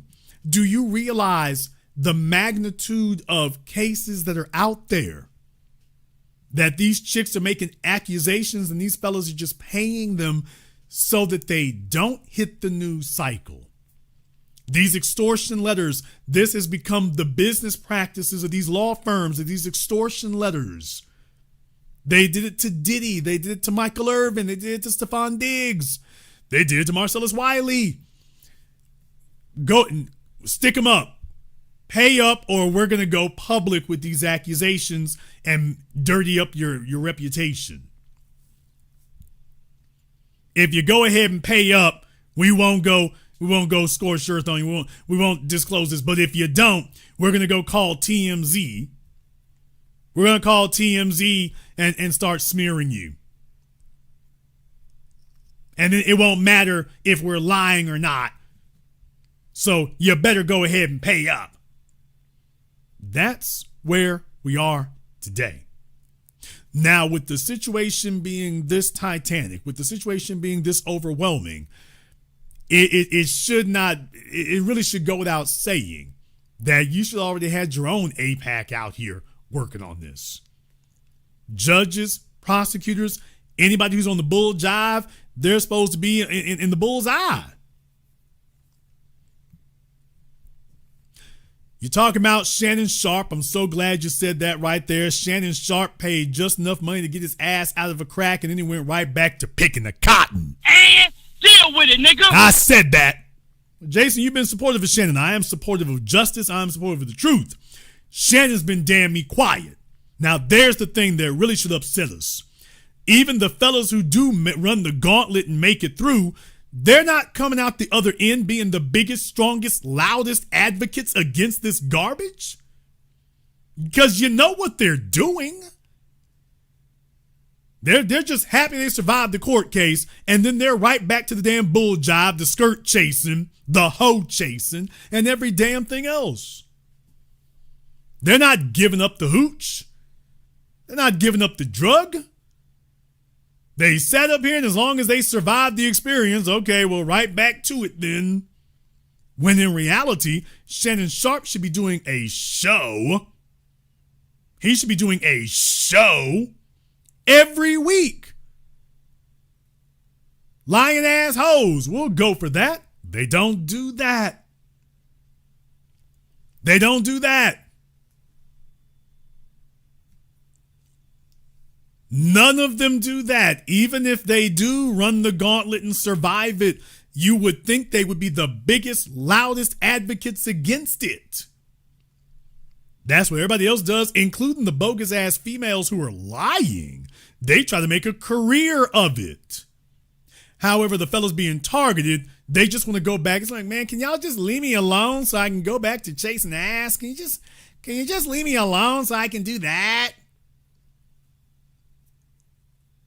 So there's a reason why the system is not afraid of them if they actually thought that these ADHD crayon-chewing bastards could ever focus on anything else, they would be a threat. They're not really a threat because they already know what you're about. You guys are about skirt chasing and hoe chasing. You're not about challenging the system. You're not becoming tycoons. You just want to maximize your earnings. So if you can make more money on your podcast than you do working for Disney, although most of them try to do both, y'all are just trying to maximize your income so you can maximize your sexual options. And that brings me back to you damn pension pimps. What? And Shannon's in that category now here too. What?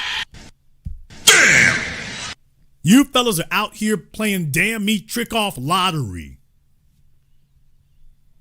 There's a reason why this mess is out of damn me control.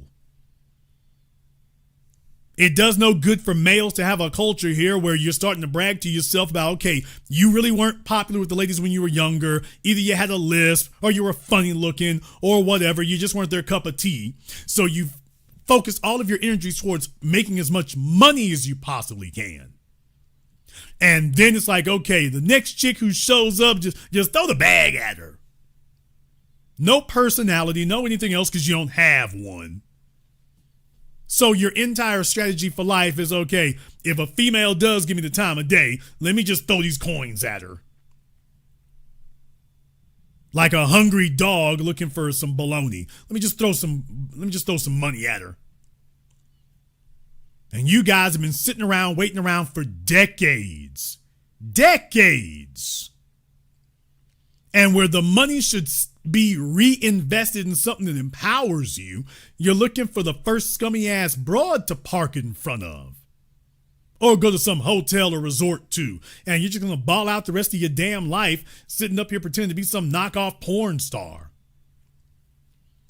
Well, I want you to know the females see you. And I'm not talking about the old ones. I'm talking about the young ones. What? It's the young chicks now. Looking for one of you failed, ridiculously stupid old dudes who done aged out the damn game. The young chicks see y'all for the tricks you are. You've been sitting around famished for decades. And now you're like, oh, screw it. I can't take the money with me. So, hey, ladies, I'm here to trick it off. Some of them are athletes. Some of them are entertainers. Some of them are from the private sector. But we got too many damn males out here. A whole generation of them, their only goal in life, you just been starved of sexual access. So now your whole being is focused on getting some sex. And I'm like, okay, and the females see it. Take a look at Twitch. Take a look at Kick. You guys are pathetic. Y'all are sitting up here buying these chicks houses, buying these chicks cars. I'm talking about these fellas just throwing money out here. Go buy your house. Here, go buy your car. Not even having sex with them, just looking at them on the camera. You want to know why it is that we're having such difficulty stopping this abuse? That's why. The whole damn world knew that Cassie was lying. The whole damn world knew it, and yet, did he? That's on you too. Everybody wants to play that damn game. Okay, well, how are you enjoying your prison bid? I don't know. For Diddy, he might be enjoying it. But in any case, the whole damn world knew Cassie was lying. Cassie was sitting there, the trick-offs with a bomb for her and what was the other chick there, 50 Cent's baby mama? Yeah, them chicks love that kind of Daphne Joy. They love that stuff. They love that stuff. They love that life. They love the power. They love exerting power over men and women. What? Damn! Auntie, chill! Over men and women. Because just like them dudes can go be gay, they can go do a prison bid so they can go practice their homosexuality. These bisexual females, they're like, okay, as long as this is with Diddy and he made everybody sign an NDA, she can go practice her bisexualism without having to advertise it. Oh, did I say that?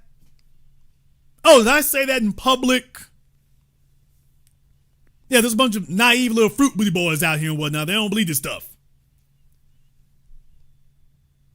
I don't see how you can be with Future for any length of time and you ain't a girl who gets down with other girls. Yes, ma'am, I'm talking to you. And deal with it. I don't believe Future wants a female around who don't get down with other girls. 50 Cent made a whole damn song about his first big hit, remember, In the Club? She digging my style, she digging my flow. Her girlfriend, her home girl is down and they buy and they ready to go. That was a #1 hit with 50 Cent telling you her girlfriend's with it, she buy and she ready to go. That was 20 something years ago. 20 plus, well, damn near 25 years ago now. Yeah, so them fellas don't fool with you if you ain't doing that. Let's stop playing. Let's quit playing. These dudes don't fool with you if you ain't doing that. So if I see you with these cats, that's what you do. You don't, and he didn't bring you there because you say no. He brought you there because you say yes. In the chat room, Illuminated Perspective needs to be on Zoom. You got 2 minutes to be on Zoom. Illuminated Perspective has 2 minutes to be on Zoom.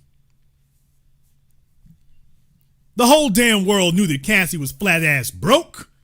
She didn't have any talent. She didn't have any ability. The only thing she could do was attend the freak offs and hopefully keep a flat belly. And that was it. And when she decided she was bigger than the program, Diddy did not come chasing her. He told her, okay, you good. You want to bounce? You can bounce. Somebody else will be sitting in the Bentley. Somebody else will be at Casa del Mar. Somebody else will be there. That's all that's going to happen. Somebody else will be there.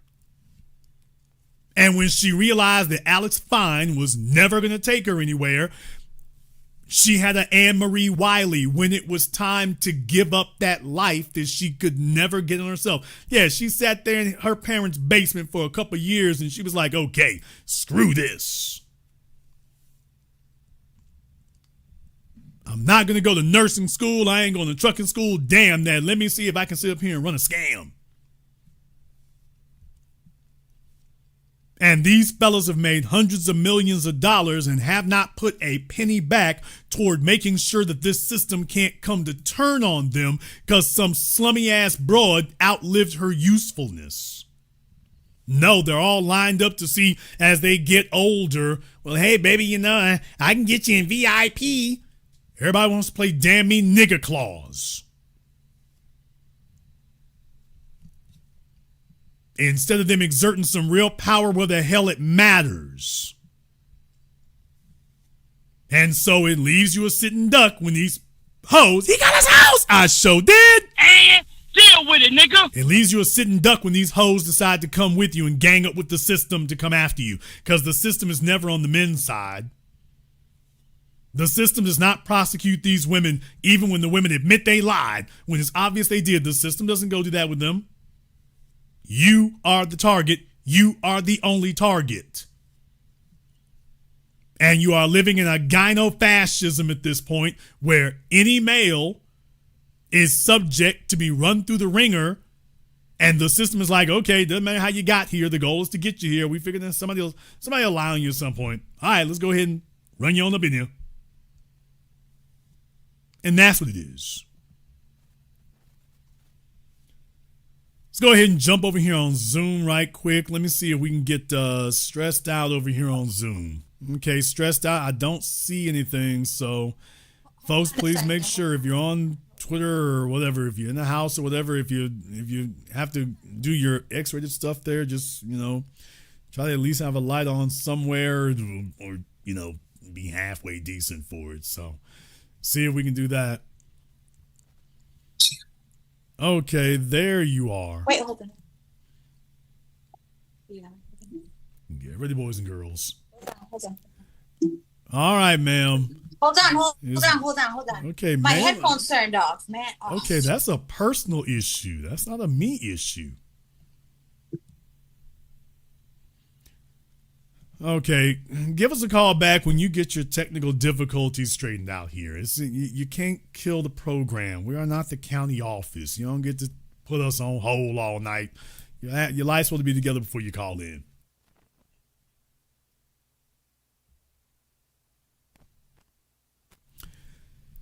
Cassie was lying her ass off, and everybody and their mama sat there and knew that. But I need you to also understand that folks hate black men. Oh, I gotta say this tonight. They hate black men. Black men who are not struggling, I need you to understand that the amount of hatred and vitriol towards you is epic. These females are not blaming a slutty ass single mama for her bad relationship with her dad. Oprah Winfrey is ground zero. And I'm probably going to talk about Kendra G and Oprah Winfrey next weekend. But so keep your eyes and ears open for that. I think we got too much tonight to cover for this. But Oprah Winfrey did not blame her mama. She hates men. Mama's side of the family was the damn problem. Going with her dad, quote unquote, saved her life, and she spent the rest of her life hating men. Not hating women, hating men. And I need you to understand that successful black men, you are the most reviled. Pookie is the most loved because he is helpless. He can be decimated at any time. Nobody envies him. They take a look at Pookie and it's like, okay, well, whatever. So you see, if you're a helpless black male, that's one thing. But if you're a black male who's not helpless, you are hated, you are envied, you are despised. My numbers went down when I said that, and I don't give a damn. And deal with it, nigga.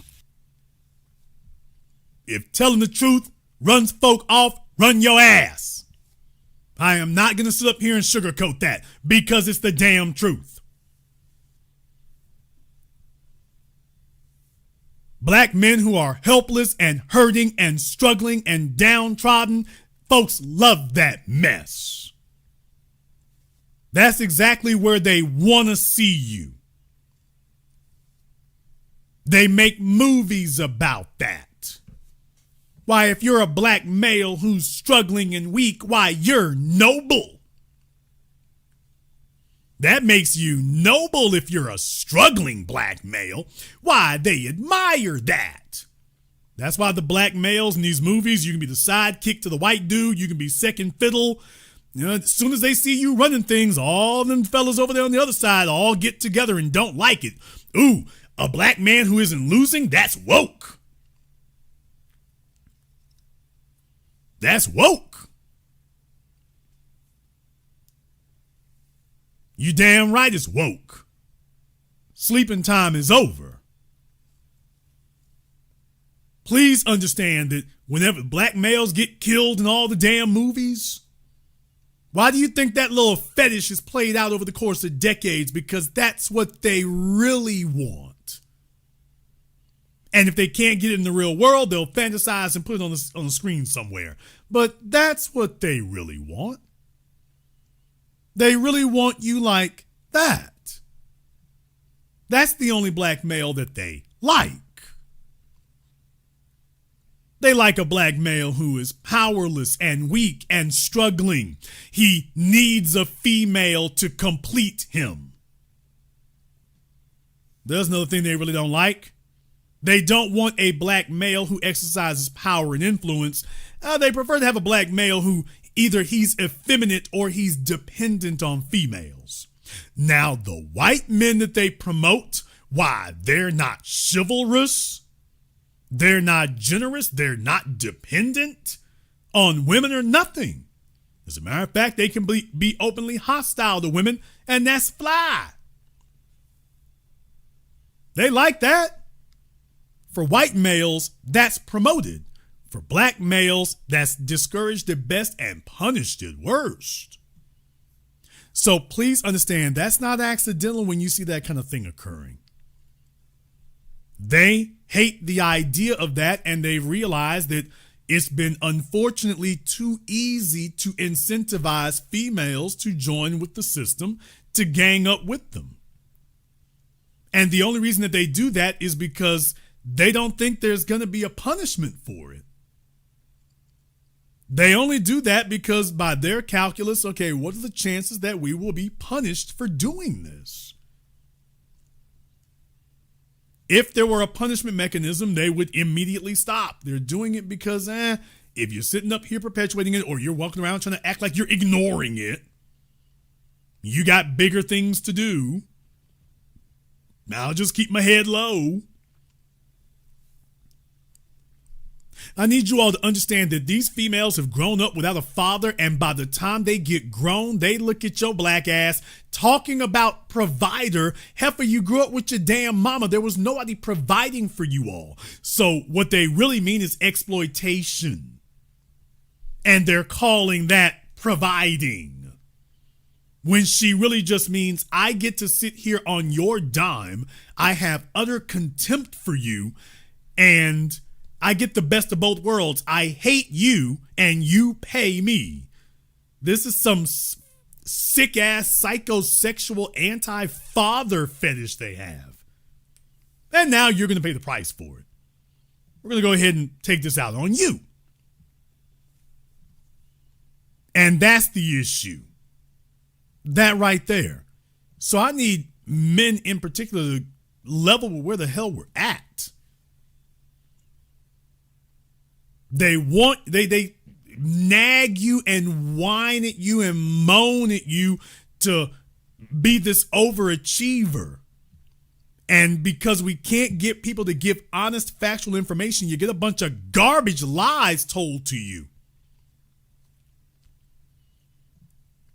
Let's just call it for what it is. These hoes can't carry the weight. They can't carry that. I don't give a damn where you're at right now. If you want a 3,000 square foot house, much less 8, they want to live in exclusive neighborhoods. She wants every female. The problem is, and once again, you pension pimps. The pension pimps are so damn desperate because you spent your life with females avoiding you. Now this nigga is post-wall and over the damn hill his damn self. So he's going on Facebook and Instagram and Twitter and TikTok to find out, is there any scummy ass little broad who's willing to get flued out? Okay, well, you can't get a 10 or a 8. That's not eligible for you. So he ends up having to get a foe and treat her like a 8. Yeah, so they go and grab some solid foe somewhere, and they wind up treating her like a 8. So she's a 21-year-old 4, flued out by some guy old enough to be her dad. He's going to treat her like a 8. She comes back now thinking that she's a 8. And I must remind you all that that too has become the norm. In case you all were not aware, men, it's time to update your files. Join me, and I will complete your training. The majority of females out here today, by the time they're 25, they have been laid on top of by a 7-figure dude. He might be black, he might be white, he might not even speak English. What? But I need you all to understand that.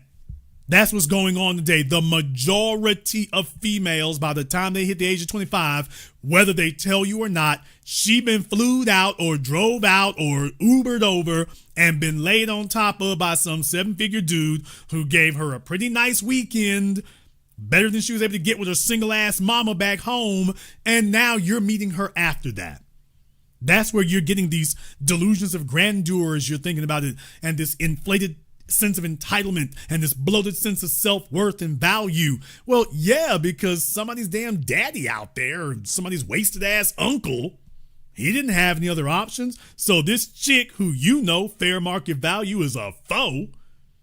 Okay, well, this retired nigga over here, he can't say no. He doesn't catch anything, so he can't say no. And so as a result, when they come and meet you, he's not going to spend anything else on them because he can't. And if they did get a 7-figure guy who knows his worth, it's just like he's ghosted her. But she's coming to you now trying to redeem that 8 card, that 10 card she thinks she is. Now she's coming to you.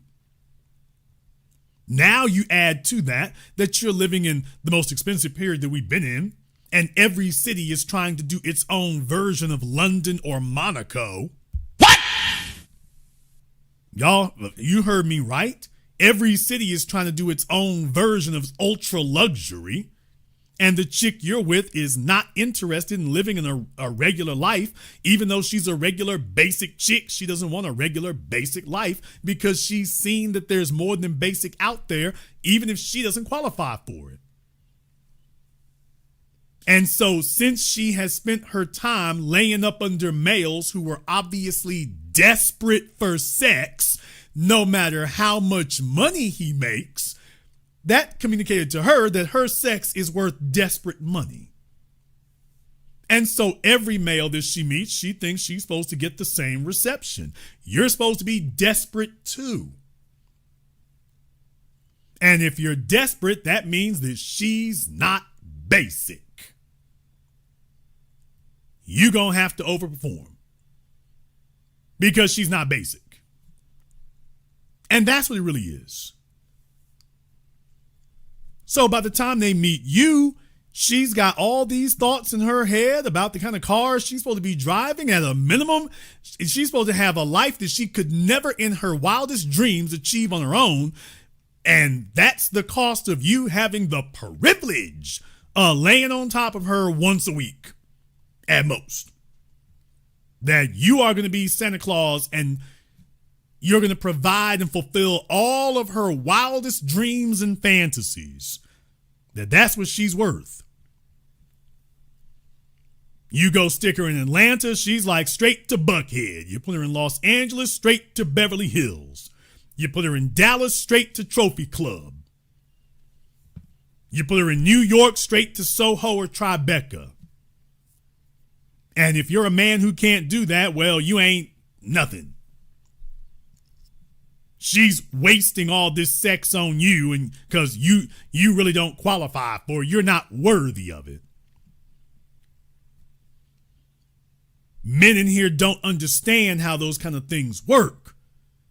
Why do you think they go nuts about this stuff, man? They go nuts about this stuff because as soon as she done sunk them butt cheeks in a Bentley, she's not trying to go back to that Honda. What?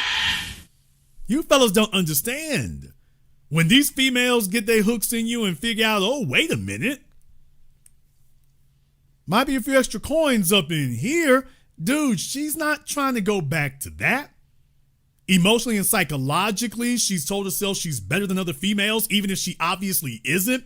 Now her entire being is going to be focused on confirming that by hook or by crook. So you see, everything to you becomes about nagging you. So now you have to go get a house because she's always wanted that, even if it's not feasible. Now she wants a Range Rover, even if she can't afford that, even if it's not feasible. If she's always fantasized that she's supposed to have it, well, you're supposed to make it happen, even if she can't make it happen. And then we come to the next set of lies, and I'm just going to keep beating on this because I had folks acting like Anne-Marie was balling out of control, and I'm just like, it matters where you all get your information from. Because if you're listening to some jackass in the comments section telling you that these women, she's a CRNA, so she making good money, I'm showing you what the damn documents say. She's telling her lawyers what it really means to be a CRNA. While she was sitting on Instagram, yes, I'm going to clarify this, and you damn right I'm yelling it because ain't nobody else telling it. She was sitting on Instagram, go back and go watch my program about her, bragging, Fendi bags, Louis Vuitton bags, talking about how great the life is and how much money she makes. She was bragging about that. And guess what? In her divorce but remember, she was on TV telling them she was a philanthropist. Oh, please. Okay, well, I have her child support documents. Not that garbage you post on Instagram, not that cosplaying, role-playing mess on Instagram. These are her words from her own documents about what it means to be a CRNA. Yeah, when you actually find out that those Instagram reels and TikTok shorts ain't reality. Yeah, you might got hired to the hospital. You might be a RN. You might be a BSN. You might be a PRN. You might be a CRNA. You might be, but y'all trying to act like you became millionaires, and that's not what it is. She was bragging, remember, about she's a high-paid CRNA in Beverly Hills. But when Marcellus pulled the damn plug, this was what she said. I am a certified registered nurse anesthetist. I do not hold a salaried hospital position. I work on a per diem and independent contractor basis, and my income fluctuates from month to month depending on the availability of assignments. I started working in 2013 upon graduating from CRNA school. I then was out of the workforce for 9 years. I essentially was forced to go back to work 19 months ago. 19 months ago, folks.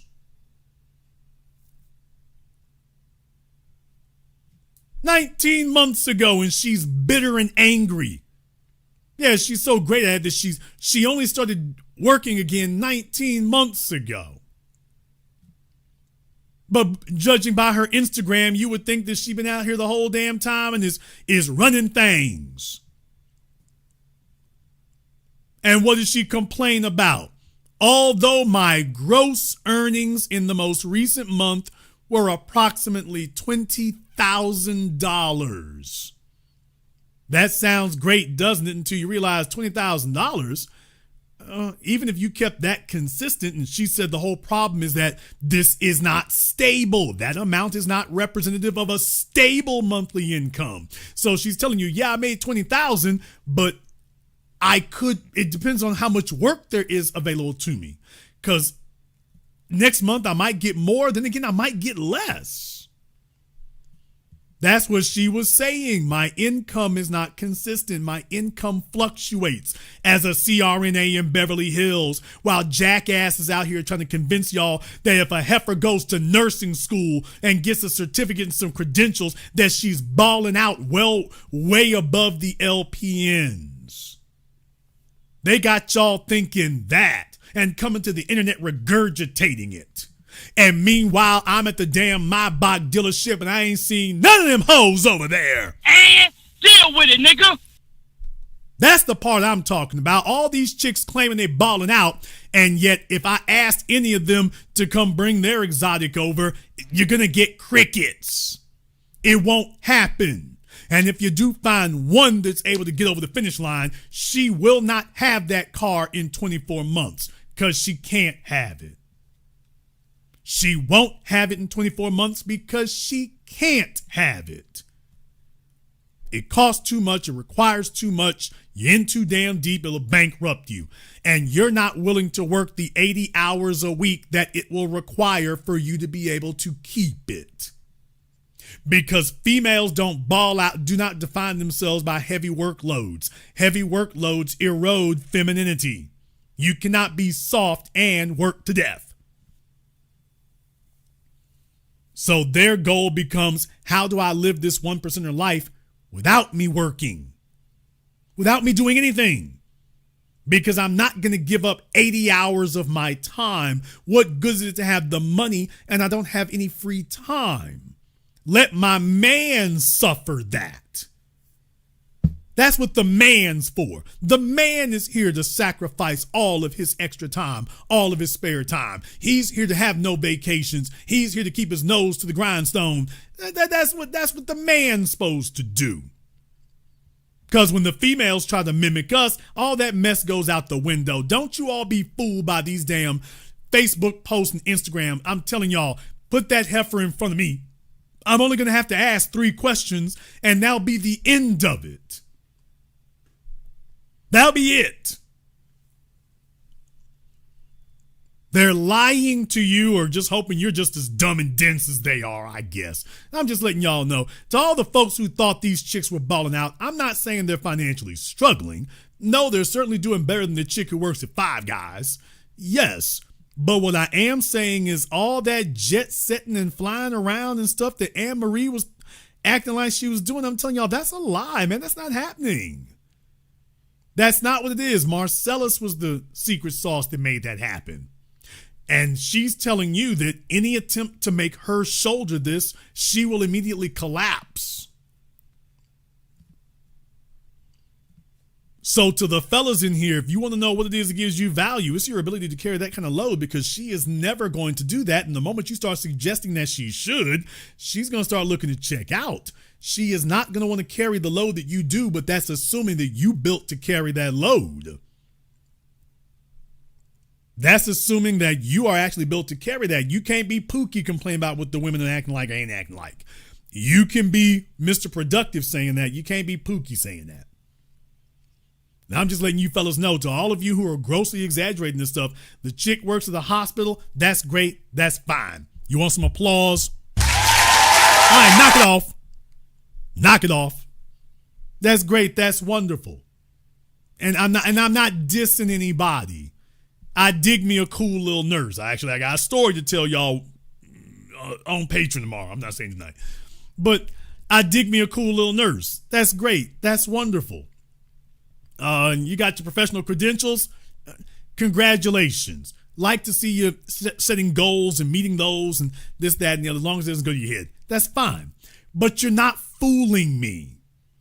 You're not fooling me into thinking that because you make $40 an hour that you have now started projecting that you're going to work 80 hours a week.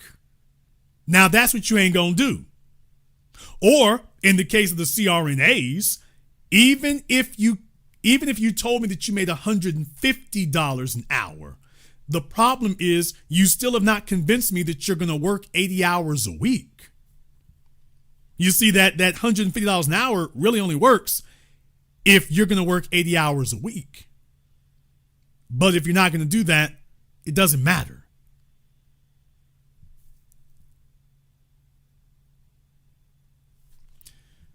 Let me go over here and jump on Zoom right quick.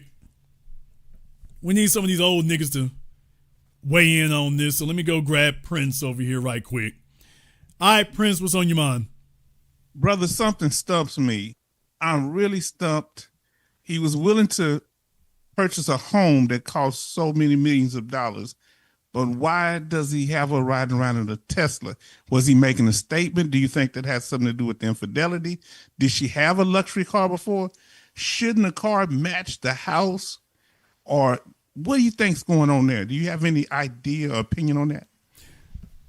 I don't know how many cars they actually had, so I don't have any insight into that. Okay. However, she started off this document talking about their lifestyle. And during our marriage, our family enjoyed the highest standard of living, 8,000 square foot house. We both drove luxury vehicles. Some nitwits in California think Tesla is a luxury car, and I'm just like, Nigga, please. Okay. But in any case, I'm going to assume that is an accurate statement. Okay. I'm going to assume it's an accurate statement. What I will say is I know what she was driving. And what I'm saying to you, brother, is Fendi bags and Louis Vuitton bags don't match a Tesla. No. That ain't a Tesla right there. And she's very consistent with that. Real Housewives of Beverly Hills pulling up in your Tesla in front of your $7 million house. Now, I don't want to say too much tonight here because this is YouTube, and if we're going to go in detail, my patrons really need to have that. What I will say is that in some ways, they actually could do that, to be totally honest. I just don't think that that's okay for her. That could be a work vehicle. Sure, it can definitely be a work vehicle. I suppose if she has a stable place to be able to charge it in California, in Beverly Hills or whatever, sure, it certainly could be. Here's my thing. My thing is that I didn't see anything else. So in the absence of anything else, this is not a chick who sees herself as a Tesla. She sees herself as a Rolls Royce. I'm talking about her personally. She sees herself as a Rolls Royce.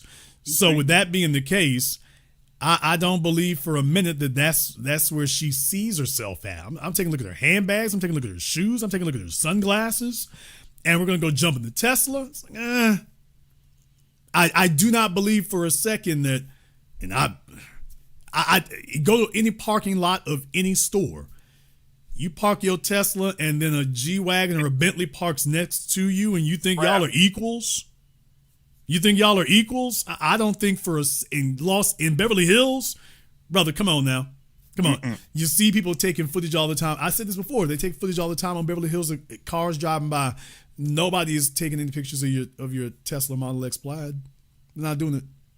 I think it's about 100,000 or 80,000. Yeah, that was about 100,000 for a Tesla Model X. Mm-hmm. And I'm just saying, but the problem is everybody got one of those. There's literally nothing special about it. So you have a woman who considers herself to be extraordinary. She won't stop telling you that she is. She's a philanthropist. Okay, but she's driving a mediocre car.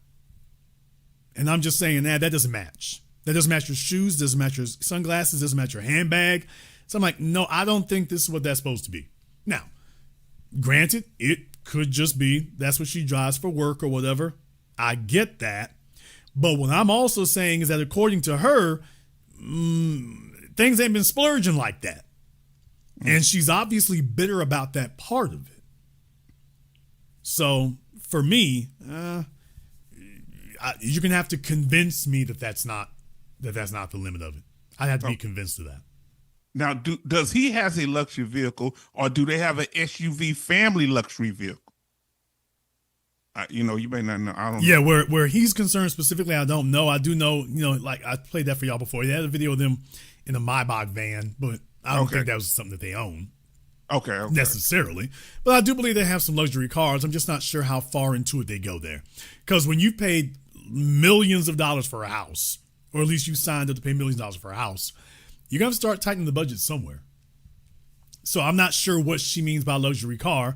She didn't list in her name what it was. That should have been very easy to do. So that's also conspicuous to me as well, that she didn't detail what the cars were. You figure she would have done that. So if they were driving a Bentley, she was like, I know he got the money because he's driving a Bentley.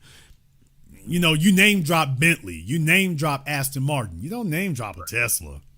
Now, she's specific about everything else, how much down to the number, how much she wants for the harassment and how much that's owed for the school and everything. And do women ever think about the maintenance of keeping up a multi-million-dollar house? No. No, that's the man's job. And I've been to plenty of them. I just got to tell you, when the men leave, I literally can name 4 women off the top of my head in McMansions. And everything was fine until the man left. And as soon as the men were gone, you started watching the place go into disrepair. So it's like, your eyes are bigger than your stomach. Well, in this case, your eyes are bigger than your wallet. So you have this big old house, but you're not really able to financially manage this. A man will be able to do that, but for you're going to be looking to go rent a man to take care of it. Who's going to clean the gutters? Who's going to do the plumbing? Who's going to do the landscaping? You used to just call your husband. You can't do that anymore. Now you have to go call a man to go do it. And you have to go rent a man who will do this for you. He's going to charge way more. Your husband was free labor. You're about to just pay for everything. On top of all this other bull crap you thought you were doing. So I said that before. Folks didn't want to believe it. I don't know what they think that these women make, but it's just the world is just full of a bunch of guys out here. And fellas, you have to stop that mess. You have to know things. You can't just sit up here and guesstimate because you're giving them way too much credit. And when you give way too much credit, you give away power. No, they're not balling like that. I told you all what the numbers really were. Folks don't want to believe it, either because they haven't dealt with those kind of numbers or maybe they just have a defeatist attitude. But I meant what I said. These numbers for that top 10%, $250,000, step up. And what she's telling you is that she I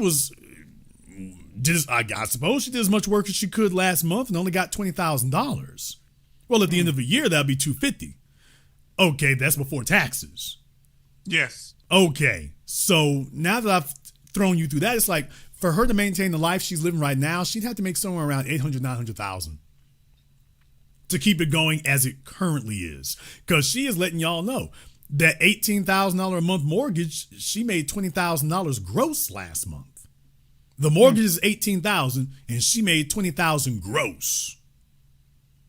People are grossly overstating what these women are making. Yes. Hideously overstating it. You got a lot. They wouldn't be angry and nagging you.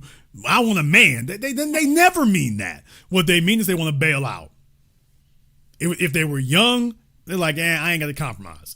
If you're older, let me see if we can go find some old dude who's out here struggling and desperate. And it becomes a race for that. But brother, they want their Bentley. They mean that. I told you this, brother. If she tells you that she wants a G-Wagon, nigga, she means that. No joke. Just even if she giggling, that's just no joke. They're never giggling. If she tells you she wants an Aston Martin, fellas, she means that. She's not joking with you. She's serious as hell. If she says she wants a G63, dude, she means that. She's not joking. She's not kidding. She means that. She's serious. And if you don't make it happen, as far as she's concerned, she hasn't maxed out yet. She's still got room to elevate if you can't do it. And they don't factor in the economy, do they, Jason? When a woman wants something, the state of the economy is irrelevant. Am I correct? This is what I'm talking about, this kind of this sick daddy fetish thing. You know, when you're somebody's daughter, the man in your life, i.e. your father, insulates you from all those things. Mm-hmm. So, yeah, you're a burden on him and really a drag on him, but he signed up for that by being your father.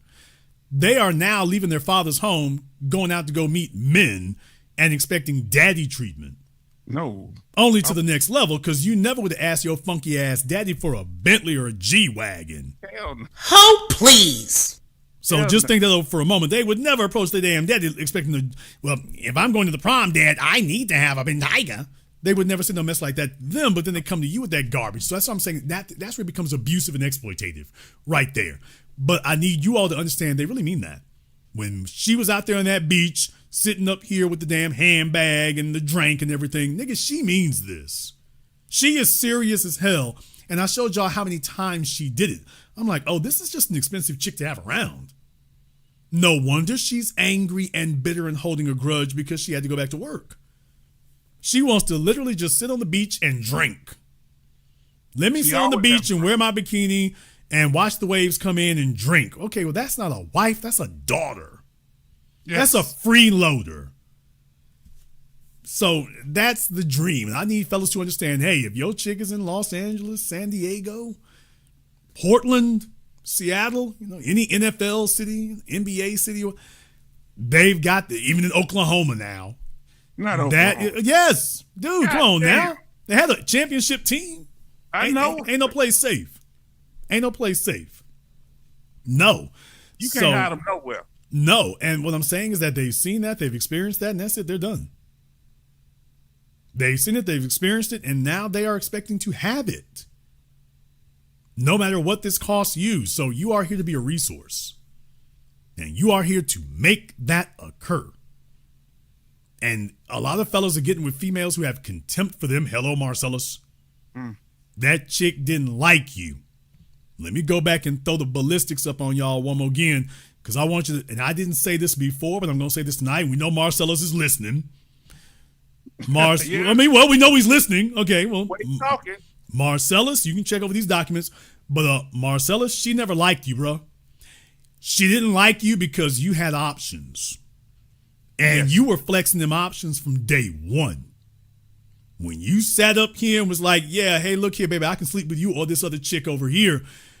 She took that as an affront. Yes, it kept her competing, but it also showed her that being biracial and everything else was not going to keep her from getting to work. And she has been holding a grudge against you. The fact that she brought that up after all these years, yeah, bro, she's holding a grudge about that. She thought she was Miss Thang. She thought she was Miss It. She thought she was light, bright, and damn near white, and niggas supposed to be starstruck. And Marcellus showed her that, hey, you just next in line. And rather than her just being humbled, she is now aggrieved. Agreed. Did she almost imply that he violated the woman? She didn't imply it, she said it. Yeah, So, like he. yeah, now she's going around. I mean, she's going for the jugular now. Y'all know he's a killer and a rapist and a child molester and every damn thing else. So I'm just letting you know that this started from the beginning. So yeah, Marcellus, you were the best she could do. She wasn't going to get any better. And you were willing to give her a slot. And she thought she was so wonderful that she could be everything. And you showed her that, I still got options. And I'm going to exercise those options. That destroyed her image. That crushed her little busted ego. She's off in Africa trying to find herself. And what I'm saying is that she's been holding that against you. The fact she keeps bringing it up, even though we know she's been sleeping with other men. Emmanuel Acho has said that. So we know she's been sleeping with other men, but she's not saying a word about that. Not one thing. So that doesn't bother her, but she keeps talking about you and other women going way back, not recently, going way back. So I'm just like, fellas are out here thinking that the bag is going to save them. They have in mind, if I can just find a chick with a size 6 waist, even if she's a bimbo airhead, just the sex will compensate for that. And fellas don't understand. Women see you coming from a mile away, and she's got contempt for you. She knows the play you running because you're not the first one. You're just the one that she went for, but you're not the first one. She sees it and she doesn't like you. It's like meeting a chick at the strip club. You know, she might have a size 6 waist too. Yeah, and they have contempt for you. They don't like the men who come up in there. They know what the deal is, and she's really having to settle and make an offer. And she doesn't like you. She does not like you. She does not respect you. She sees you as a resource that gives her access to something she's trying to do. And what she wanted to do was sit on her ass.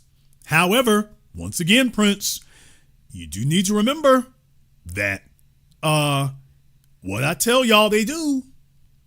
What did I tell you that they do? Marcellus should have seen this coming also.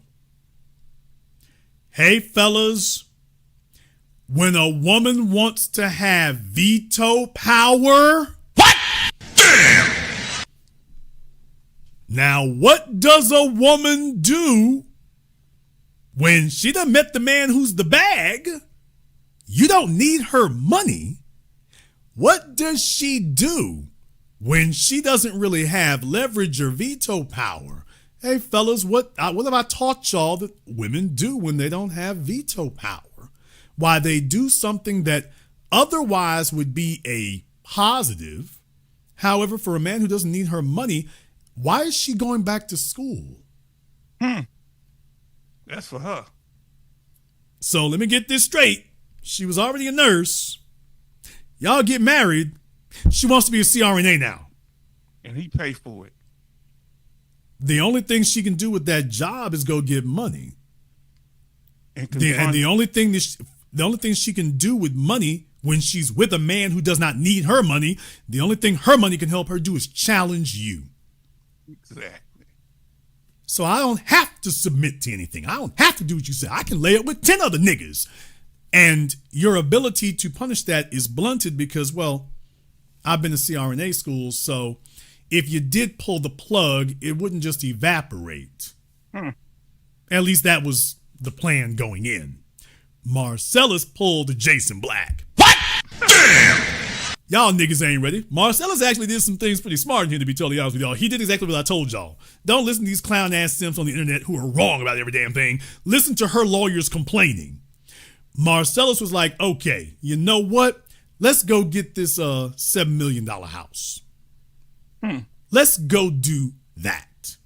And a couple of luxury cars. And some vacations. And some creature comforts. Need some handbags. Need some shoes. So what he did was he ran the damn meter up. You have an $18,000 a month mortgage. Baby, you will not be able to pay that on day one. You lose the ability to pay that on the first day. The first day that he decides not to pay that, you can't carry that. Hey, let's go put the kids in private school and after school activities. You're out of, you've been priced out of the market from the beginning. If this man leaves the equation, he doesn't go down, you go down. Because on account of the fact that you are addicted to this lifestyle. You're addicted to this life and you are not going to give it up at all. You're going to go nuts and ballistic before you give it up, which is evidenced by what she's doing. And so that's why I told you fellas, don't make sure it's the company car. Make sure that's cool. Okay, they got the house. It's like, ma'am, y'all are only 5 years into your mortgage. Who's going to take care of the next 25 years at $18,000 a month? Who's going to do that? Okay, she's in her mid 40s with another 25 years to go on a mortgage. Think about that, Prince. You're in your, yes, sir, this is math. This is not my opinion. This is math. Oh, man. 25 years to go on that mortgage, and she's already 45. 25 more years to go. Damn near 70. Okay. So you going to ride out like that. Okay, and Marcellus is like, good luck handling that for the next 25 years. Because you know us men, he's going to go get him a sensible size house. You go sit there with that 8,000 square foot McMansion.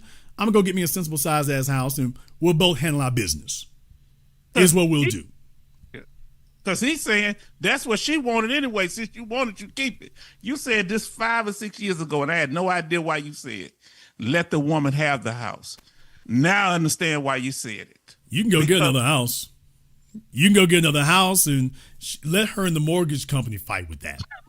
So what she's hoping is that the house means as much to you as it does to her, because then you're going to fight to keep it. And in the process of trying to fight to keep it, it's really going to have you going round and round with her. If you're willing to, it's amazing me. Niggas are willing to give up their kids before they give up a house, but it's crazy. No, show her it's like, yeah, I'm walking away from all of this. When the business is bankrupt, you write the whole damn thing off. You write the whole damn thing off. So she wants the house. Make sure you have bought a very expensive one. That's the only rule, fellas. Don't shortchange yourself. Make sure you bought this very expensive one and let her know, baby, look here, this is not going to be a homicide. It's going to be a suicide pact because you're going to take yourself out. Yes. We don't have to step down on anything, but your ability to carry this by yourself will be very interesting to witness. No woman want to pay no $18,000 a month for a home. No woman wants to pay. Had the money. No woman wants to pay $5,000 a month. Talk about it. Because, brother, what I'm saying is that how many hours is she going to have to work to pay all of her basic expenses? Because women, you and I have seen this our whole lives. They go to work specifically so they can stop working. As soon as they start working, they want to go get pregnant. Then they want to take paid maternity leave. Then they want to take mental health days and all this other garbage. So as soon as women start working, the first thing they want to do is start taking time off. Anna Marie, she got her CRNA and immediately wants to go be a stay-at-home mom. What was the point of her going to school to be a CRNA if her real desire was to be a stay-at-home mom? Now, that's where Marcellus should have understood. Hey, bro, if her goal is really to be a stay-at-home mom, why did she go to CRNA school? These are conflicting tendencies. The only thing that could be good for is challenging you at some point, that she can re-enter this workforce at a higher than basic level. And so it can only be used to challenge you. So I've told you fellas, when a woman wants to leave a man, what does she do? She starts going to the gym. She stayed in the gym and she goes to go get a better job. Yes. And she did all the above. So in reality, that was all your warning signs were there from the beginning. Now, the good news is with a house that is so hellaciously expensive, she has grossly overestimated her own abilities. Yes. And she didn't make it out of the summer. You got him arrested in July and you're screaming in August about that mortgage. You literally didn't make it 30 days. Forget 30 years. You didn't make it 30 days. So that was a very good play on his part. And she's now fretting that the house is going to get foreclosed on. I know what she's worried about. He's under no obligation to pay for that house now. He really doesn't have to. Y'all can just bang that out in court. But he's listening to Jason. Listen to what I'm saying. I'm telling you, listen to Jason. Number one, she thought that he was going to submit to her and the legal system. And a lot of guys, that's the first thing they do. They say, well, I'm just going to go along. No, he didn't do that. And another thing he didn't do, he didn't melt down. They expect two things. Either you to just fall in and submit, fall in line, or go in a meltdown and they get all them charges against you. He kept calm. I don't know how he did it, given that she kind of jumped at him all at once, but he should have known that was about to happen, brother. Well, here's the thing. I mean, it's more than just that, because I don't know what his financial situation is. That I've always told you all that $200,000 with the credit cards and things like that. He still has not explained about that. So I'm waiting for that explanation before I come to any conclusions of anything. However, what I will tell you is they can sit up here and yell about his income now. I don't know what his income is now. But the other issue is, what if he decides he wants to downsize that too? Now what? Now what? What if he strictly sticks to podcasting and is making, I don't know, $100,000, couple $100,000 a year? Now what? Now what? She got to go with the flow if he's able to, because if he don't agree to it, people don't realize in divorce, they don't just give people stuff. You have to hash things out, go through mediation. And if he want to continue fighting, spend money, or like, okay, no, if he wants to be a workhorse, when you married him a decade ago, he was willing to be a workhorse. He was willing to buy you luxury cars. He was willing to get an 8,000 square foot house. He was willing to get y'all up in Encino, California. That was 10 damn years ago. Now you done stab him in the back and snaked him. Is he still going to be as obligated to be a workhorse today as he was 30 days ago or 10 years ago? Can you still make him be that workhorse today? Because he got a lot of satisfaction out of doing all that stuff a decade ago. Yeah. Are you going to be able to force him to keep doing this? Against his will. Or does Marcellus be like, yeah, I mean, that's what the house was. And it's just like, yeah, well, I'm really falling back on the income thing here. So, because, I mean, Marcellus could very easily just say, let me just do podcasting. And automatically she's making more than him. Yes. Which is why her attorneys and everything trying to get their hands on as much information as they can, because I think they're worried, because they're like, yeah, he doesn't work for Fox Sports anymore. Nope. So I think her attorneys ain't that stupid. They know he doesn't work for them anymore. Somebody in that office knows got cable TV. Somebody in that office is watching sports and got cable TV, and they know he doesn't work for Fox Sports anymore. So how is he making millions of dollars a year now? Is he getting paid from the NFL? Maybe. But millions? No, not in retirement, you're not. So if he decides to just take his NFL pension and maybe do some podcasting or whatever, you're not going to get millions out of that. And I'm just saying he could very easily maneuver to make less money than she does. That would not be hard for him to do. He could very easily maneuver to make less money than she does. And I think her attorneys want to find out all the income stuff now because they're worried about getting 6 months down the line, and he really has more maneuverability. He doesn't have as much income as you thought, and he has more maneuverability to diminish it than you thought he did. She gave it to him. And she's willing to lie on him. These attorneys ain't stupid. She was willing to lie on him. They know she's willing to lie to them. Well, he can use the fact that she tarnished his reputation. He said, I can't make more income in the field that I'm in because she made false allegations against me. So he can wait until after the divorce is over with, then go find a plus job. I think he still has some cachet, given Marcellus Wiley. He's a smart man. I can tell that. And that he can wait it out until the divorce over. And while the divorce going on, just say, hey, I ain't got it because I can't get a job because I've been arrested. Now, do you think he made a mistake by letting her stay at home and be a stay-at-home wife for 7 years, when you always talk about the working kept woman? But at that level, should you have a working kept woman? Yeah, I mean, he made a mistake there. Maybe for the first couple of years, maybe. 9 years later, dude, this is out of control. This is out of control. It's a play. She's running up the books. You're paying $5,000 for childcare. Okay, well, something doesn't compute here. Is she the caretaker, or are we paying for child care? What we doing? What we doing? She partying. So that doesn't really compute for me. So as far as I'm concerned, somebody's got a lot of explaining to do to me there. I wouldn't have her doing that. I don't think that does men any good today. I think having this, we had a lot of fellas out here who have let females talk them into doing way more for them than their dads ever did for their moms. Yes. So these females are out here running some fantasy propaganda on you to try to, your daddy never got her mama the house you buying for her, the car you're buying for her, the clothes you're buying for her. So the whole thing becomes about pressing you and forcing you to do way more for her than her dad ever did for her mom. And what I'm saying is that, yeah, for men, show me how that makes sense. I can show you how this will turn out badly. What you can't show me is how this makes any sense. So let's just be honest. let's just be honest about that and set some proper expectations. I think that what happened, though, was Marcellus let her know his nose was wide open when he met her for whatever reason. And I can understand some of it. I mean, look, she's articulate. You know, she was obviously career driven, and career does not matter to us. What it does say to us is that, okay, she ain't trying to be some bum ass Keisha out here. Got it. Okay, that's great. A man wants a female who's not a drag. She's got some ambition about her, so some competence. We like seeing signs of competence. Okay, good. That's all a good thing. She's competitive in her field. That's symbolic, but we're cool with that. That means something. That's great.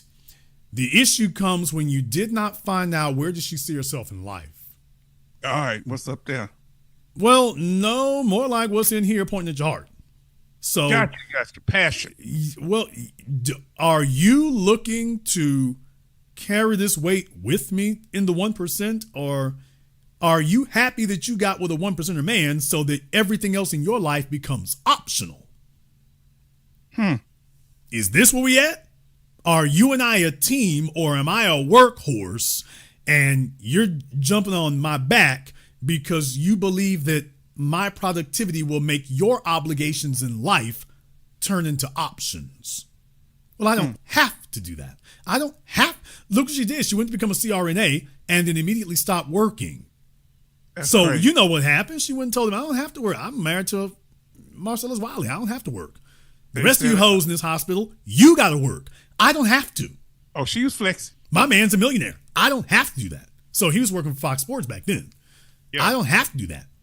My man's the rest of y'all are married to doctors or some regular dude. My man's a NFL player, multi-million. I don't have to work. That's the standpoint I think she was coming at it from. And I think when the money is raining in, what happens, a lot of dudes, they fall in this damn trap. They want their woman at home. I wish these fellas would stop with these damn panty palaces. What? Dudes want the female to be at home, so he's got ready sexual access. I mean, whether they're young fellas in high school or whether they old niggas done aged out the game, everybody's moving a chick in with them to try to telling themselves that that's going to give them ready sexual access. When I walk through the door, she going to drop it off. And then, do you think these females don't see that? You think they don't see that and get that? So what you really communicated to her is that sex with her is worth whatever you making in Fox Sports a year. That's what sex with her is worth. Right there. Yeah. On account of the fact that you are willing to pay whatever it takes to make sure that she is available when you do that. So at that point, your money no longer has value to her. It means nothing. It's a given. It's just a gift. It just shows up. So there's where the issue comes from. When you don't, his whole thing should have been to her, yeah, and you don't get to stop, you don't stop working. Fellas, here's what y'all tell a female. Married niggas don't even know this. Fellas, here's what you tell a female from day one. I met you working. Yes. I like what you do for a living in the fact that you work and you're competent. I met a working woman. I got with a working woman. I didn't get with a stay-at-home, non-working female. Come on now. So you want me to keep working? You like that about me? That's great, because I like the fact that you work about you. Now, if that's gonna change, I don't like you. So before we go any further, you work because I met a working woman. I didn't meet a woman who was unemployed, size 16, bonnet on your head. That wasn't what I met. And that wasn't what I got with. And that wasn't what I liked. So I don't wake up 5 years from now and when I met you, you were working in size 6 or 8 and no bonnet on your head. 5 years later, you're size 16 with Cheeto crumbs on you and ain't been working, and you know the whole damn lineup of the soap opera channel. So to the fellas out there, that's how you say that. If no one ever told you, tell her, I met you working. So I'm not surprising you with anything. You were working when I met you. That's what I liked about you. And men need to say this coming in the damn door. Fellas sit up here so damn starved for sex, and I've been beating this tonight because it makes you so damn weak, and there's just so many of them out here doing that. You're so damn starved for sex that you will sit up here and walk her back home. Walk her back home, talking about a stay-at-home woman, and telling yourself, okay, she needs to stay at home, and she's just waiting down the time for me to come home so she can triple X-ray this show out. And I'm like, dude, she's not sitting at home doing nothing. You damn right about She's that. sitting at home doing things. And you're going to find out what it is eventually someday. So what you do is you tell them, hey, that's it. That's it. I like you working. And even with kids, children don't matter because she's still child care she was spending money on. So her being a stay-at-home don't mean nothing. She still got to work when you have that. Okay, but you don't need to be a stay-at-home woman for a whole damn decade. She had 4 kids though, Jason. I don't give a damn. She had 50 kids. It's a damn decade later. Bruh, Yeah. She's letting you know I have no intention of leaving. No. Not after a damn decade. A woman does not go, quote, home for a decade, and I'm just home to raise the kids and I'm on a break from the workforce. Nigga, she has left the workforce. And she plans on sitting around this house, drinking, talking with her little girlfriends, and you gonna foot the bill. And that's what it actually turned out to be. We know that's the truth because that's exactly what happened. She sat at home and she she was sitting at home and talking to other niggas. Damn! Oh, sorry, we forgot to mention that. She left that out of her court documents, that 9 years she was sitting at home. Yeah, Marcellus, while you at Fox Sports and whatever else you was doing, she was sitting at home sliding in DMs and talking to other men. On his dime. While she's being stay-at-home mom. And now she's mad because 19 months ago, she had to go ahead and get back to work. So somewhere around November 2024, yeah, she was upset about that. Okay, we know that Marcellus and them had a falling out back in 2021, although that's also when they bought this house. Okay. So 2021, he already knows she's been talking to other men. He bought the house anyway. So with that happening, I'm just letting you all know she was sitting at home and talking to other men. That's what she saw the value of being a stay-at-home mom for. She's being a stay-at-home hoe. Should a 1% of man ever get with a 1 or 5% of woman? I mean, yeah. Why wouldn't you? But here's the issue. The issue is the value that females present to us is not their income.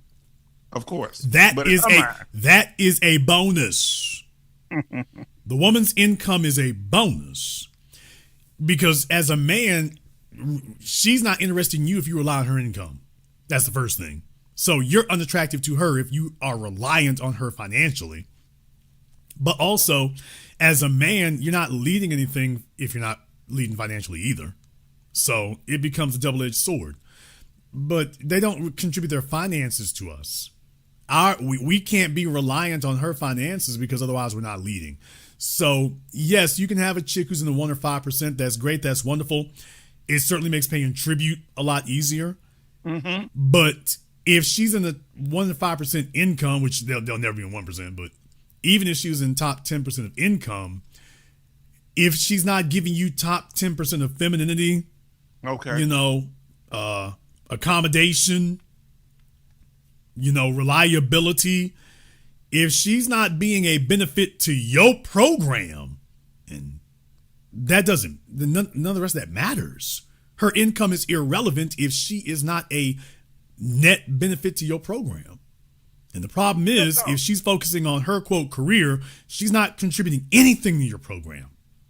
That's the problem. Having kids, okay, that's a biological function. What part of what Marcellus does at Fox Sports is she involved in, other than spending his paycheck? Okay, so then she's not invested in you. She's not. And this is just the proof of it. So we need males out here who ain't so damn lonely, ain't so damn broke down, ain't so damn desperate for sexual access. We need fellas who are not on that garbage, because we got too many damn desperate, dried out desert simps out here, and they're walking off into meat grinders. You can get with a chick, Prince, you can get with any chick you want to as long as you don't marry her and have kids with her. Yeah, but they like the women do. When the women, you advise Jason, y'all need to come over to Patreon. This man be putting it down. He'll help the women and they'll get a dude. And you know what the first thing the women do? They stop coming when they get the man. Yep. You know what I'm saying? They stop. So guess what some of the dudes doing? As soon as they get some reliable sex, they tune off, which is, that's disheartening to me. I don't know how you continue, but this man keep helping people, and they just and him. I mean, look, I've had a laundry list of them, and that's what I'm saying. It's an issue with the males across the board in the culture, and the most seductive lie, and I'm gonna say this, fellas, the most seductive lie that men tell themselves, and it really is stupid, guys. Every male is out here telling himself that ain't no way in the world the female could be as slick as he is. Please. For a lot of you guys, you grossly overestimate yourselves. But fellas, yeah, the biggest lie that a male tells himself is underestimating females by telling yourself a female could never be as smart as you, as slick as you, as sly as you, as cunning as you, as devious and calculating. Every male thinks that there's, simply because females don't have the same physical strength, there's no way that they could be psychologically, more cunning. And that's the biggest lie that males tell themselves today. Single biggest lie. Jason, they'll be so slick that I'm going to tell you, man, my ex tried to push my buttons when she knew I was leaving. She had a document sent here with her name and another man's name on it in the mail. I just left it in the mailbox because I was already making my moves to get out. Family, let me tell y'all something. Y'all cannot get invested in these people. You got to stay connected to guys. That's the first thing the women do is disconnect you from no, that's the first thing the guys give up. Because in reality, they don't center themselves in manhood. They're really trying to make up for all the sexual access they never had. That is why so many males are complaining about the 80% of females are consolidating on the top 20% of males. Well, what's happening with the bottom 80% of males? The bottom 80% of males are struggling. They're not really getting reliable sexual access the way they would like it to. So their entire being then becomes focused on how do I fix that? How do I make it where I get sex on demand? Because I'm just always usually struggling to get anything. So that becomes their fixation and their purpose for living. And when you do that, you're playing it in the female's hands because what you're saying is, I need a female. Okay, there's a bunch of females looking to see who's the most desperate male. That's the game that they end up playing. So it doesn't work out well for you because it can't work out well for you. That's the issue. It doesn't work out because it can't work out. So these guys are going to keep trying that. And, when you're talking about being smarter than them, just please understand that also goes over most males' heads as well, because women understand that sex turns men's brains off. Yes, it does. So when a fella starts acting like he's smarter than the female, she's already checkmated you when she sees how you respond sexually. If you're a guy who's drooling and staring at her cleavage or this, that, and the other, she knows you're lying about being smarter than her because she can already see, I already got you. Now, women are smart. They don't sit there and say, I know I got you, unless they're Cardi B. What? But most females, once she starts seeing you're giving the signs that you're all over her or whatever, or that you're itching for sex with her, she already knows, I've already outthought you because I have something that I know you already want and that you're not willing to give up. So she's already beaten you. And most males don't realize it. They think that women don't see these things. They see it because they women. They have to study men because they just can't fist whoop you. So they going to learn other ways to get you in most cases, unless you got one of them big burly women. Jason, every once in a while you run into one of those. Yeah. Jason, do you think that Deion Sanders, he's a Southern man like us, he's from Florida, do you think he learned how to handle the situation with women after the incident he had with his, the woman trying to jump on him in his bedroom? Do you think he taught his sons some things, how to carry themselves with women? I mean, so far so good. Name one issue with a female we've heard about with his sons. I haven't heard of one. Not all three of them. No. So far, and I think they saw what happened with their mom and saw just how devious and bad things can get. So I'm gonna let the proof be in the pudding and speak for itself. So haven't. There's a lot of fellas who have trouble with that, and that right, Deshaun Watson and Zion Williamson and the rest of you. So I haven't heard anything with them. So far, so good. We'll see how it goes. I'll let you have the last word.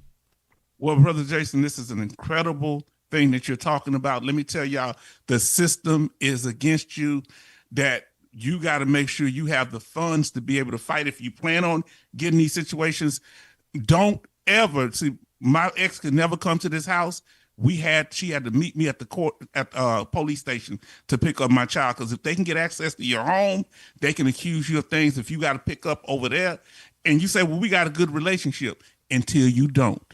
So, Jason, do you think that young men can learn anything when it comes to how to deal with a woman in a situation like this? You think the young man can learn anything from Marcellus? Should he have gotten the home or not? Okay, well, first of all, males need to have a lot more experiences with females, with a wide variety of females, but without any of the pressure on yourself to make some kind of damn commitment. And there's where the problem comes in. Males need to learn about females today. They don't have fathers worth a damn to teach them anything, because most of the fathers are simps and clowns too.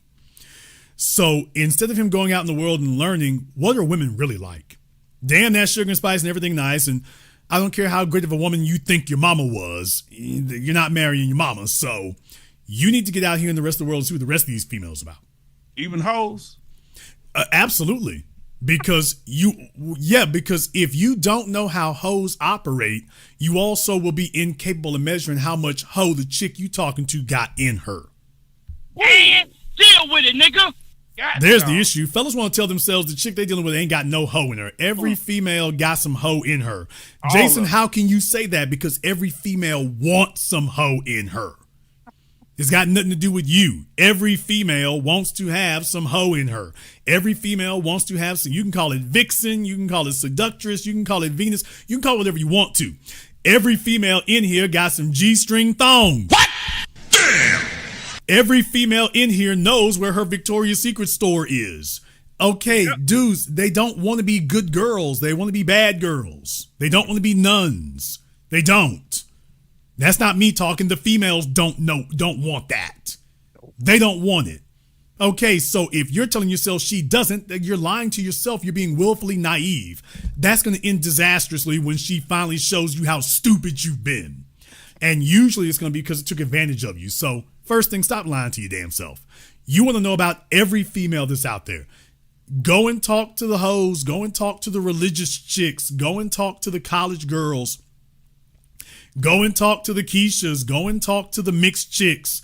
Get a wide variety of them and a wide breadth of experiences so that there isn't any, in the words of the Lord, Littlefinger from Game of Thrones, so there's nothing you haven't seen before.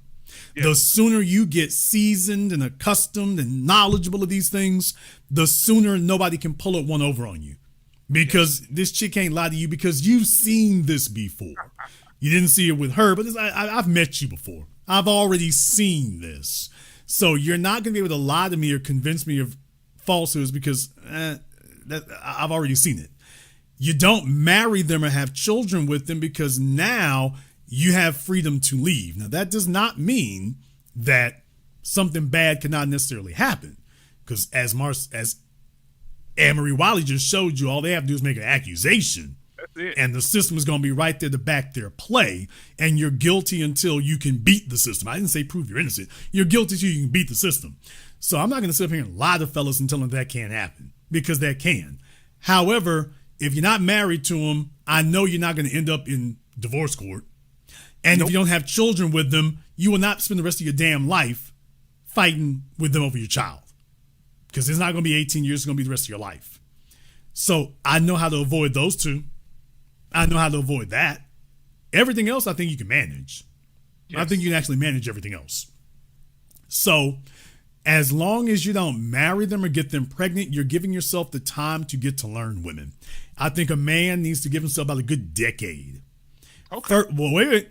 First, get yourself together. Before you worry about learning women, nigga, learn you. Learn you, have a purpose, start there with your purpose for being and who you are as a man, what you want in a life and who you are as an individual. Your purpose is everything. Your mission in this world is your everything. The woman, the children, all the rest of that is stacked on top of that. Yes. Because without a purpose, you have nothing to have children for. So you make sure you have your purpose together first and make sure you've mastered that. And that should show physically, mentally, emotionally, and financially. Now that you have a program, I've said this how many times? Now that you have a program, you have a purpose, you have a program. Now that you've done that, now we can go looking for a broad. Now we can go deal with the females because now we're dealing with it from a position of strength. Yep. The problem is when a man is desperate, he can't say no. When you don't have your act together, you go from having options to having needs. Yes. And now you end up settling, you start having a disproportionate number of hoes in your presence because you don't really have the ability to entertain anything better. So all you can really do is entertain the company of hoes. And I'm just saying, you're not learning anything with that, except how hoes do, and it doesn't take a lifetime to learn that. You learn that very quickly. The higher level stuff, you don't really qualify to be there, so make sure you qualify to experience a wide variety of females. And don't pressure yourself that you have to make a commitment to them. No, she's going to try to convince you that she's worth being with you. When you go in the door like, yeah, my act's together and I have no intention or desire to commit to anything, you got all the chips on your side of the table. You have the power on your side of the table. The real issue is I have to convince you you have that because so many males are so dog-ass desperate they don't even want to accept that. Yeah, and hoes become comfort food, right? Lack of a better word. So you can't just stay with the hoes. You got to deal with a variety of women. If not, you'll become degenerate and be down there just with them. Well, yeah, I mean, because quality females have options also. There's a reason why most males don't have that, because quality females have options also. So the real thing is about whether or not you signal that you qualify for that and that you're where she's supposed to be. But the reason for experiencing a wide variety of females is so that you can recognize red flags before you live them. So if you've already lived that with some hoes before, at a certain point, you should have mastered this and recognized it. It's like, okay, I'm not going to operate the same way twice. So the real thing is to learn what red flags are so that when it's time to select a quality female, you recognize false flags and red flags and goofy stuff. You just sniff it. You don't have to get, if you spent 10 years going 10 miles down the road with these other females, you shouldn't have to go 10 miles down the road when you meet her again. We should get about 5 yards down the road. And okay, there you go. We should only get 100 yards down the road. So that's the whole point of experiencing a lot of females, is so we don't have to keep going 10 miles down the road before we recognize the warning signs. Get to a point where you recognize the warning signs 50 yards down the road. Are there any women that should be excluded, like hood chicks, or maybe females that have had bisexual experiences, or should they try them all? If you're not, I think you should try everything. You should try everything.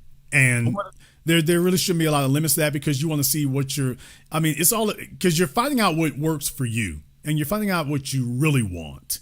And a lot of fellas don't really want to find out. They wind up limiting themselves because, okay, well, I find a chick who sleep with me, so whatever she say it is, we gonna go with that. So it's really about finding you. And once you found you, what does it take to maintain that? But I'm a firm believer, go ahead and try them all. Go ahead and try them all, experience them all. Females mess themselves up by doing this. Yeah. It helps males, it destroys females. Yeah. So, I would probably tell you, make sure you're not doing, unless trans is your thing. What? If it is, then go ahead and do that. But if it's not your thing, watch out for that one in particular, because that's not really your thing. If chicks are bisexual, I'm not going to tell a guy that he needs to deal with a bisexual female. That's up to him. However, what I will tell you is that you will learn things that you will not learn with heterosexual females. Yes. That's the first thing. Well, Jason, what can a bisexual female teach me? A bisexual female can teach you whether or not the chick you talking to has ever been with another one. And deal with it, nigga. Preach. Males are naive to that. When you start seeing how bisexual chicks operate, especially the femme ones, it makes it easier to be able, you're less naive when you're dealing with a chick who done been on that side. You're less naive because males want to tell themselves, every male wants to believe that he's got lucky and caught a clean slate. Yeah. There ain't no clean slates out here. So the real thing is do your vetting to see how dirty this slate is. And when you've dealt with chicks who've been with other girls, you start it makes it easier to recognize a chick who's been with other females. Because they'll say, there'll be certain tells, they'll say certain things, and you'll be disregarding that if you heard it from your sisters or your mom, and y'all need to be questioning your sisters and your moms is what that means. Exactly. A lot of y'all fellas out here got gay mothers and gay sisters, and y'all sitting up here disregarding it, and then you get out here in the real damn world and find out, yeah, you're not going to be insulated from that. So meeting different females teaches you things. Deal with some of the biracial, I say bisexual, but the biracial chicks or the octoroon ones so that you can see what females with a color complex act like and see what they really value versus what they tell you. I've spent my life with females. They want to act pro-black, and it's just like, okay, they act that way because they're around me. I'm like, you're not going to run game on me. Let me go see you around your family. Now, that'll tell me, let me see you around your non-black family members. Let me see how you operate around them. That's going to tell me what you really are. And more often than not, not always, more often than not, you're in a scam. But you don't learn that if you haven't experienced it. Right. So, and I can tell you these cues, but your ability to recognize them will come from your experiences, not my experiences. My advice to you comes from my experiences. You need to go out there and go see it for yourself so that you can recognize it in action, not just in theory, but in action, in practice. So you learn things talking to biracial females. You learn things talking to bisexual females. You learn things talking to college-educated females. You learn things talking to GED females. Yeah. You learn things talking to socially awkward females. You learn things talking to social butterflies. So your job is to experience them all, commit to none, learn from everyone. Because this is you doing your postgraduate and college work and whatnot. When you see it that way and experience it that way, you're not emotionally attached. You understand it's all, even if you do have one you really get fond of, you charge it to the game because I'm here to learn. I'm here to learn how that really works. I'm not meeting you hoping I found the one. I'm meeting you to learn. And whatever happens after that, I'm okay because that's what I got. So setting proper expectations and not getting lost in the forest, that's how males learn. Where they mess up is robbing themselves of the opportunity to season. Because you're so damn desperate. If I can just get one, if I can just pin her down, and okay. And that's why you need to learn to operate with a variety of females, because once you get over that first part is your ability to acquire sexual access at will. Once you start doing that, you stop being so dog-ass desperate. Now we can start judging females, we can start judging them honestly and start judging them accurately, because it's like, okay, I'm not desperate for sex with you, so now I can judge you impartially. I can judge you on your merits, everything that doesn't have to do with sex, because that's what I have to live with. Sex is easy. Living with your ass is where the difficulty could be. So the sooner I get to a point of focusing on that, on how to evaluate you and judge you on that impartially and unbiased, now I can judge you as a person, and whether or not you should even be around me. Forget the program, whether you should even be here. But you don't learn how to spot snakes sitting with doves. You learn to spot snakes sitting with snakes. You learn to spot vultures sitting with vultures. You learn to spot sheep by sitting with sheep. So get out there and learn. Don't hold yourself to have to commit to anyone.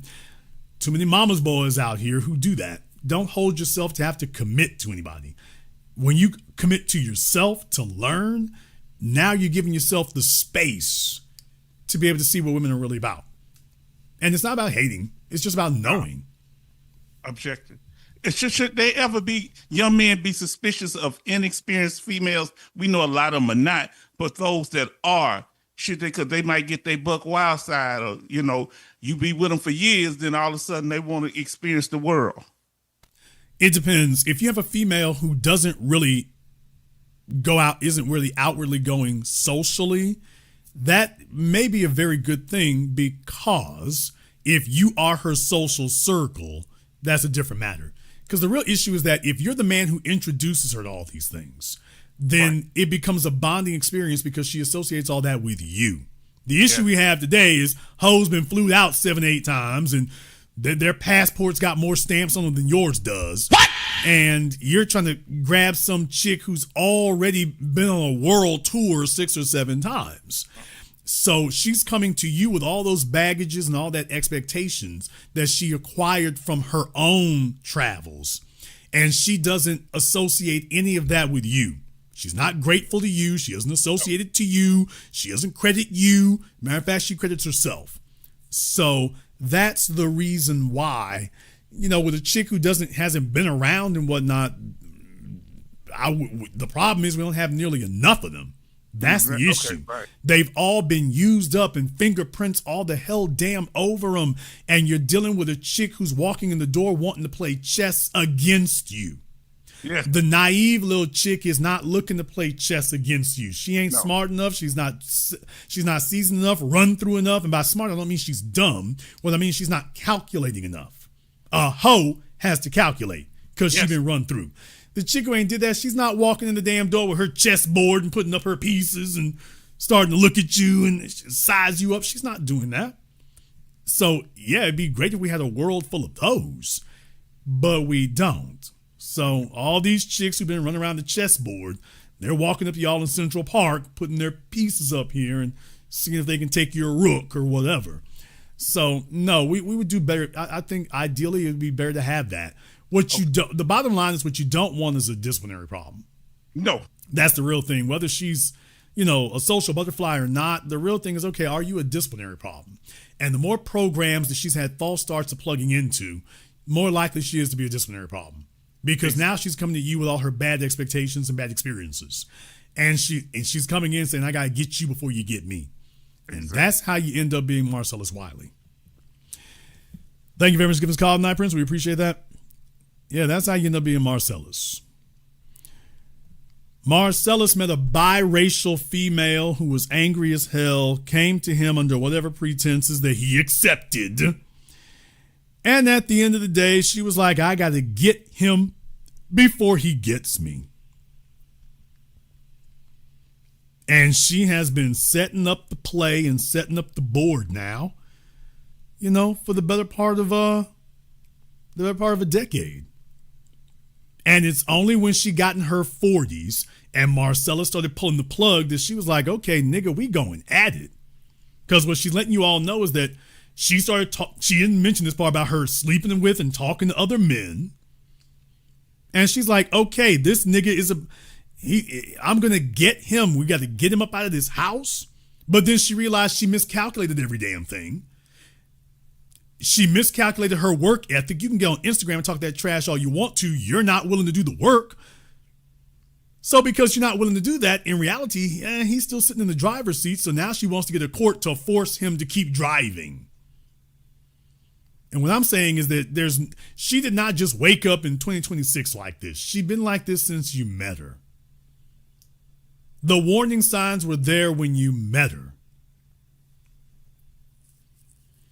And I want men to understand the dire straits that we find ourselves in today. You are in a society that is a full-blown gyno-fascism. All they have to do is make an accusation, and the system is telling them, don't worry, you just make the accusation, and we'll take care of the rest. Oh, don't worry, if he's not guilty before now, we'll take care of the rest. We'll take care of the rest. Don't worry about that. Remember Stalin's Russia. You all need to learn your history. In Stalin's Russia, they used to have a saying, show me the man and I'll show you the crime. You know what that means? That's what the American system is doing today with men. They've got you under gyno-Stalinism. They have you under gyno-Stalinism. Show me, baby, you want to do something to a man? Show us the man and we'll show you the crime. No evidence required. No evidence required, no proof required. We'll be on your side from the get-go. There's a reason why females are fearless about calling the system.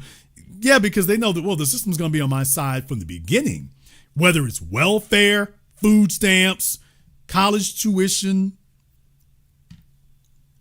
everything is focused on how do we subjugate the males. And then you get to the darkest of this where it's like, okay, show me the man and I'll show you the crime. You just make the accusation and you let us worry about how to convict him. We just need more of you. Make the accusation and we'll figure out how to convict him. As men, there needs to be a solid movement. This is not for the red pill, black pill, passport pansies. We don't talk to none of you clowns. You all are defeated. But for the men who are not defeated, there needs to be a damn movement. If we can have grown-ass NBA players walking out there wearing pink, talking about breast cancer, why the hell is it you can't have those same men out here talking about false allegations and paternity fraud and gyno-Stalinism? And deal with it, nigga. Why can't they come out for a month and wear all black or whatever color you want to choose, just not pink? Why we can't talk about that? Okay, Colin Kaepernick, we could kneel. That's great and wonderful and still should be happening. All in favor of that. By the way, we got another issue over here. This idea that men are supposed to stand up for every damn body else except men while we are currently under siege. They're not easing up and they're not letting up. They're taking the abuse to a whole new level. And that's showing you they have no intention of ever stopping this. Their end goal is this sick, deranged, basically bureaucratic slavery. And I'm just telling you all, as men, they're already preparing over there in Britain, in case y'all didn't know. Y'all know there's some crazy ass chicks over there talking about that men should have to pay basically alimony for girlfriends. Nigga, what? Oh no, folks, we're on our way there. Why, they're saying that, well, if a female dates a guy who's well-to-do, and if they break up, no kids, no cohabitation involved. Why, if she suffers a deduction in lifestyle, or if she suffers a deduction because of being with it, why should she have to do without? So to the males listening here, fellas, if you think they're going to stop here, oh, hell no. Because this is the government saying, how do we enslave the males and force them to be the labor class? Okay, if you won't marry them and won't have children, don't worry about that. We can still stick something on you. We can still stick obligations on you. The fact you didn't marry them and have children, well, don't worry. We'll eventually get around that. Luka Doncic had kids with her. Okay, just Google, dude. Fellas just shout out things and it's like, okay, you're just wrong. No marriage, no kids required. I said that. Open your ears. They ain't talking about child support. We already have child support. I'm talking about you're not married, don't have children. They're talking about for girlfriends. And of course, it's some psycho, narcissistic, feminist fascist who wants to sit up here and do that because men don't want you. And this... Males underestimate that there are females who, when men reject them, they will spend the rest of their lives trying to get even with men in general.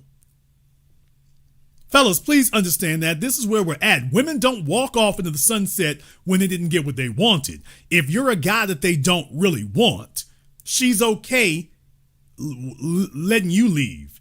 But for the men that they really wanted, oh no, they spend the rest of their lives trying to get even. And many of them have gone off into media and academia and politics to try to make their hate of men public policy. And they're doing it. They're not trying to, they're doing it. They're getting it done.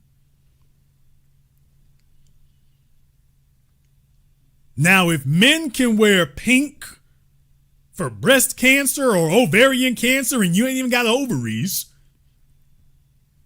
you're not gay, but you're wearing a rainbow flag, then why the hell is it we cannot talk about what's happening to men and dare anybody to dispute us? You want to start getting weak and soppy because, well, I'm a man. I don't know if I can really speak up for me. Why? Because everybody else doesn't want to hear it? Because they're happily exploiting you and harming you? Folks, men, if we will not be our own advocates even when we are being harmed and assailed, then we don't have a future. This idea that the women are going to get tired of lying and using the system against us, they're not going to get tired of it, man. They like punishing you. They think it's funny. They think it's humorous. They draw pleasure from it. The way that you think about sadistic males, there are sadism among the females is at an all-time high. They're on prescription pills, the daddy issues out the ass, bipolar as hell, mental and emotional schisms. They're looking for a male that is safe to punish with impunity. They can just sit there like a little pet and just beat you unmercifully, beat you bloody, and nothing will happen. So they can get their anger and frustration, get their jollies out by hurting you.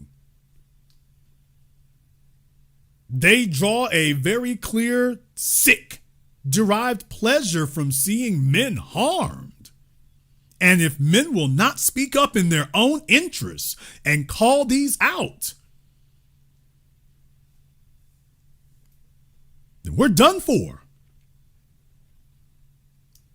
So to Shannon Sharp, because I know you listen, and Marcellus, and every damn body else, the time for being quiet about the war on men in the system, that time is over. This damn thing y'all doing, well, I'm not going to say nothing until they come for me. And if I can get myself off the hook, let me just lay low. Y'all niggas got to get the hell up out of here. And this idea of waiting until they come for you, I'm not going to say nothing until they come for me. This is how they end up getting you one at a time. So it's imperative as men, this has to become a super major issue that becomes part of politics and policy. Allowing folks to walk around, brutalize you, rape you, and all you do is complain on YouTube when it's your turn. And then as soon as you're off the hook, you go back to picking the cotton. That's got to go. So this needs to be a constant drumbeat, not just once or twice. This needs to be a constant drumbeat, constant conversation, not just during election year, but all year, every year. All day, every day. All the time. And yes, we need to pursue concrete policies, starting with paternity fraud. And I will tell you two things in particular. Paternity fraud needs to be criminalized, a felony. And any politician that does not agree with that needs to be specifically highlighted. Next up is child abuse needs to be punished under domestic violence, and that includes alienating children. What? Damn! And that includes any type of parental alienation, that should also be covered under domestic violence.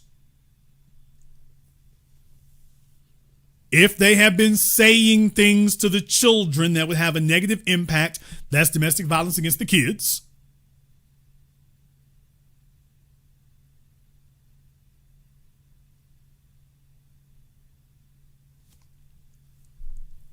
You do that and those things will stop. but they're not going to just give it to us. And if we don't take it seriously, no one else will.